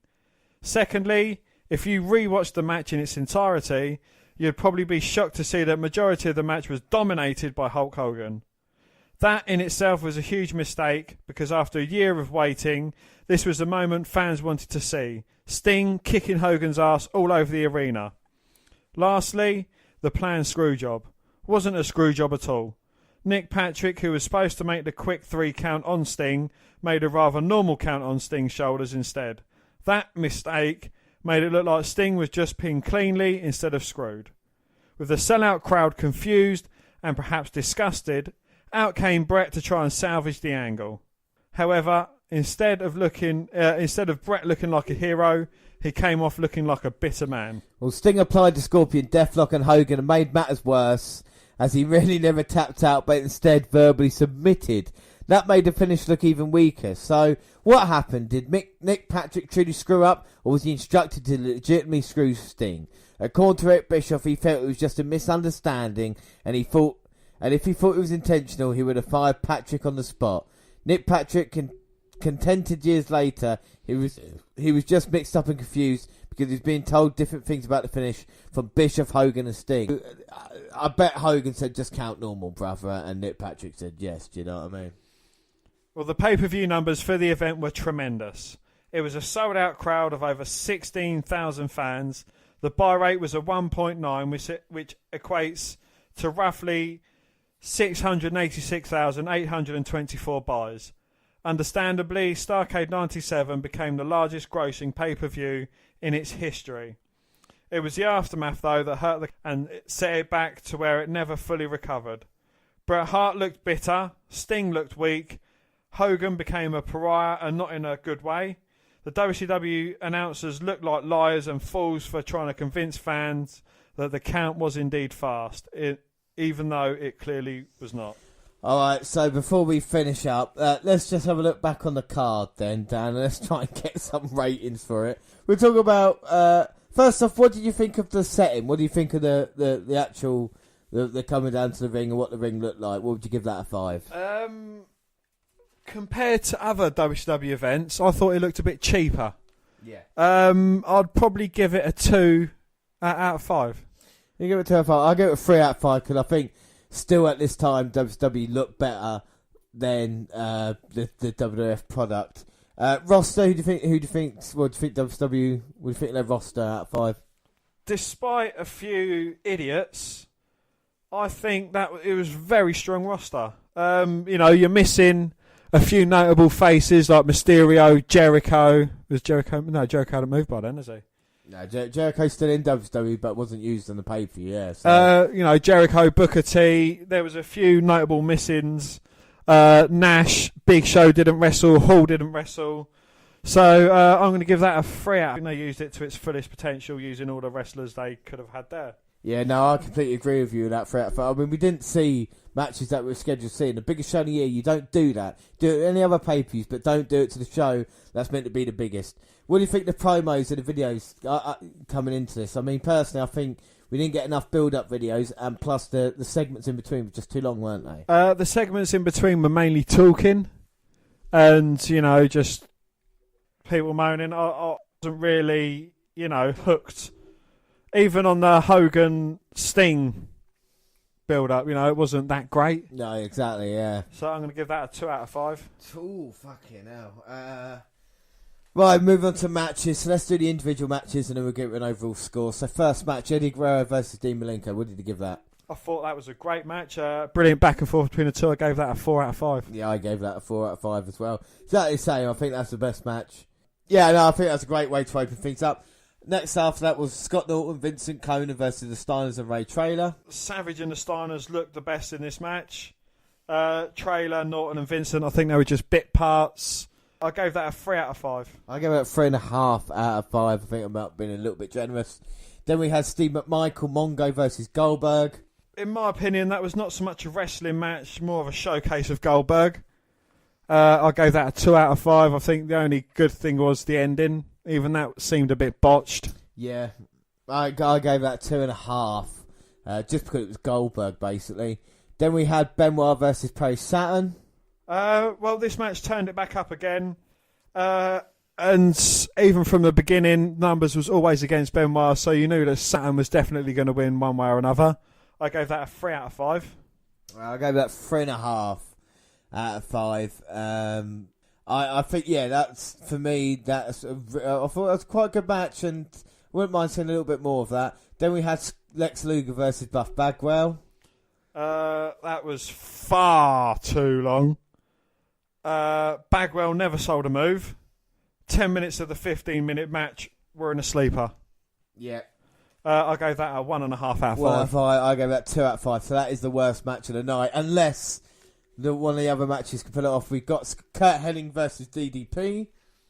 It was a better match than the last few. Picked up the pace. I gave that a 3 out of 5. Yeah, I gave that 3.5 out of 5, the same as Benoit Saturn. Then we've got Zbyszko versus Eric Bischoff. For that match, I think the focus was mainly on Bret, and it was more of an exhibition match. I gave that a 2.5 out of 5. I gave that 3 out of 5, just because I thought the bit with Bret was entertaining. And then the main event, Sting versus Hulk Hogan. For the majority of the match, I never had much idea what was going on. Again, as was mentioned earlier, it should have been a match where Sting wanted to get retribution for basically running WCW into the ground, wanting to get retribution on NWO for the past year and a half. And it didn't even seem like that as well. Hogan was in control most of the match. The ending was just awful. It was a normal pace count. Hogan didn't even tap. So I'm going to give that a 2.5 out of 5. Yeah, I'm going to give that 2.5 out of 5 as well. I think the best part of that match was the build-up. Yeah, and it's so disappointing because the thing WWF did, or will do, we'll see it at WrestleMania, the build at Austin. If that was to happen to Steve Austin, you think, what the fuck are we getting behind this guy for? Is that the same with Sting? Don't matter that he got the title, it's the way you go about getting the title as well. So match of the night, I think we can both agree, Malenko versus Eddie Guerrero. Most definitely, yeah. Matches, Dan, out of 5 overall, what would you give the matches? I'm going to give that a 3.5 out of 5. Oh, Oh, you've been quite generous there, then. But only for what the matches could have been, not for the matches that happened. Yeah. Well, that's the highest score you're giving to anything here. So the match slightly come through. Yeah, I gave 2 out of 5 for the matches. I think it was awful. Rating out of 10 for Starrcade 1997. For the overall feel of it, I'm going to give it a 6.5.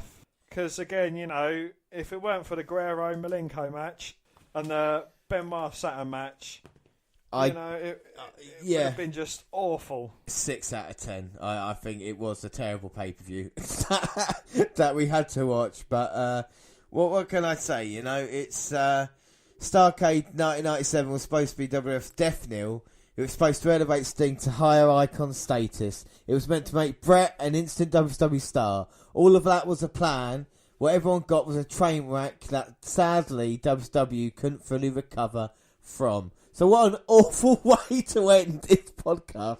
We should say next week we got the WNR134 network review for December. And also this month we've got the Clash of Champions pay-per-view, SmackDown presenting that. Jinder Mahal versus AJ Styles in the main event. We've got the Christmas special, which James is really looking forward to. This is what James wants for Christmas. He wants everyone to listen to the Christmas special. The WNR Awards, who can miss that? And then, Dan, finally, at the end of the year, what we got? We have the New Year's Eve special, and that's what I want for Christmas. I want everyone to listen to that. Well, we'll bring you the year-end predictions. Who will win, who will lose, find out this month. Who will have to wear a T-shirt of their victor's choice and be made look like an idiot for the rest of the year. Who will it be? Don't worry, though, we will be back, of course, in the new year with the next event we've got in WWE vs WCW is the Royal Rumble 1998, which is a hell of an event, and I hear Mike Tyson might be showing up at some point, so we've got all that to look forward to. We've got the rest of WCW stuff, but that is it for today. Dan, final thoughts on this podcast? Starrcade was shit.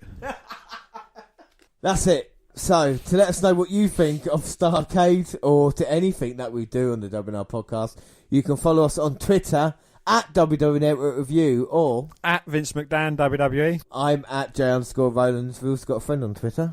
Yes, and our friend is Mini Chris Benoit, and he's just trying to make the world a better place, and he is at Mini Chris Benoit. We're also on other platforms, James. Yeah, across the Google platforms. Don't forget, WWE Net Review on Google+. Send us an email. It's WNRpodcast@gmail.com. We're also on Facebook. You can come and find our page and give us a like with a WWE Network Review, or you can come and find me and add me as a friend. I am Vince McDahon. There are many other ways you can listen to us, James. Well, we're on YouTube. Subscribe to the YouTube channel, WWE Network Review Podcast. Latest clips go up there, and podcasts go at the same time. They do other places like SoundCloud. On your phone. Don't forget, we're on Spreaker Radio. We've got our live shows, the January 27th and 28th. NXT TakeOver and the Royal Rumble. Also Stitcher Radio and iTunes, where you can download, subscribe, rate and review there. But next week it is the WWE Network Review for December. But until then, I have been James Rowlands, and as always, I was joined by Dan White. Thanks for listening. Bye. Bye.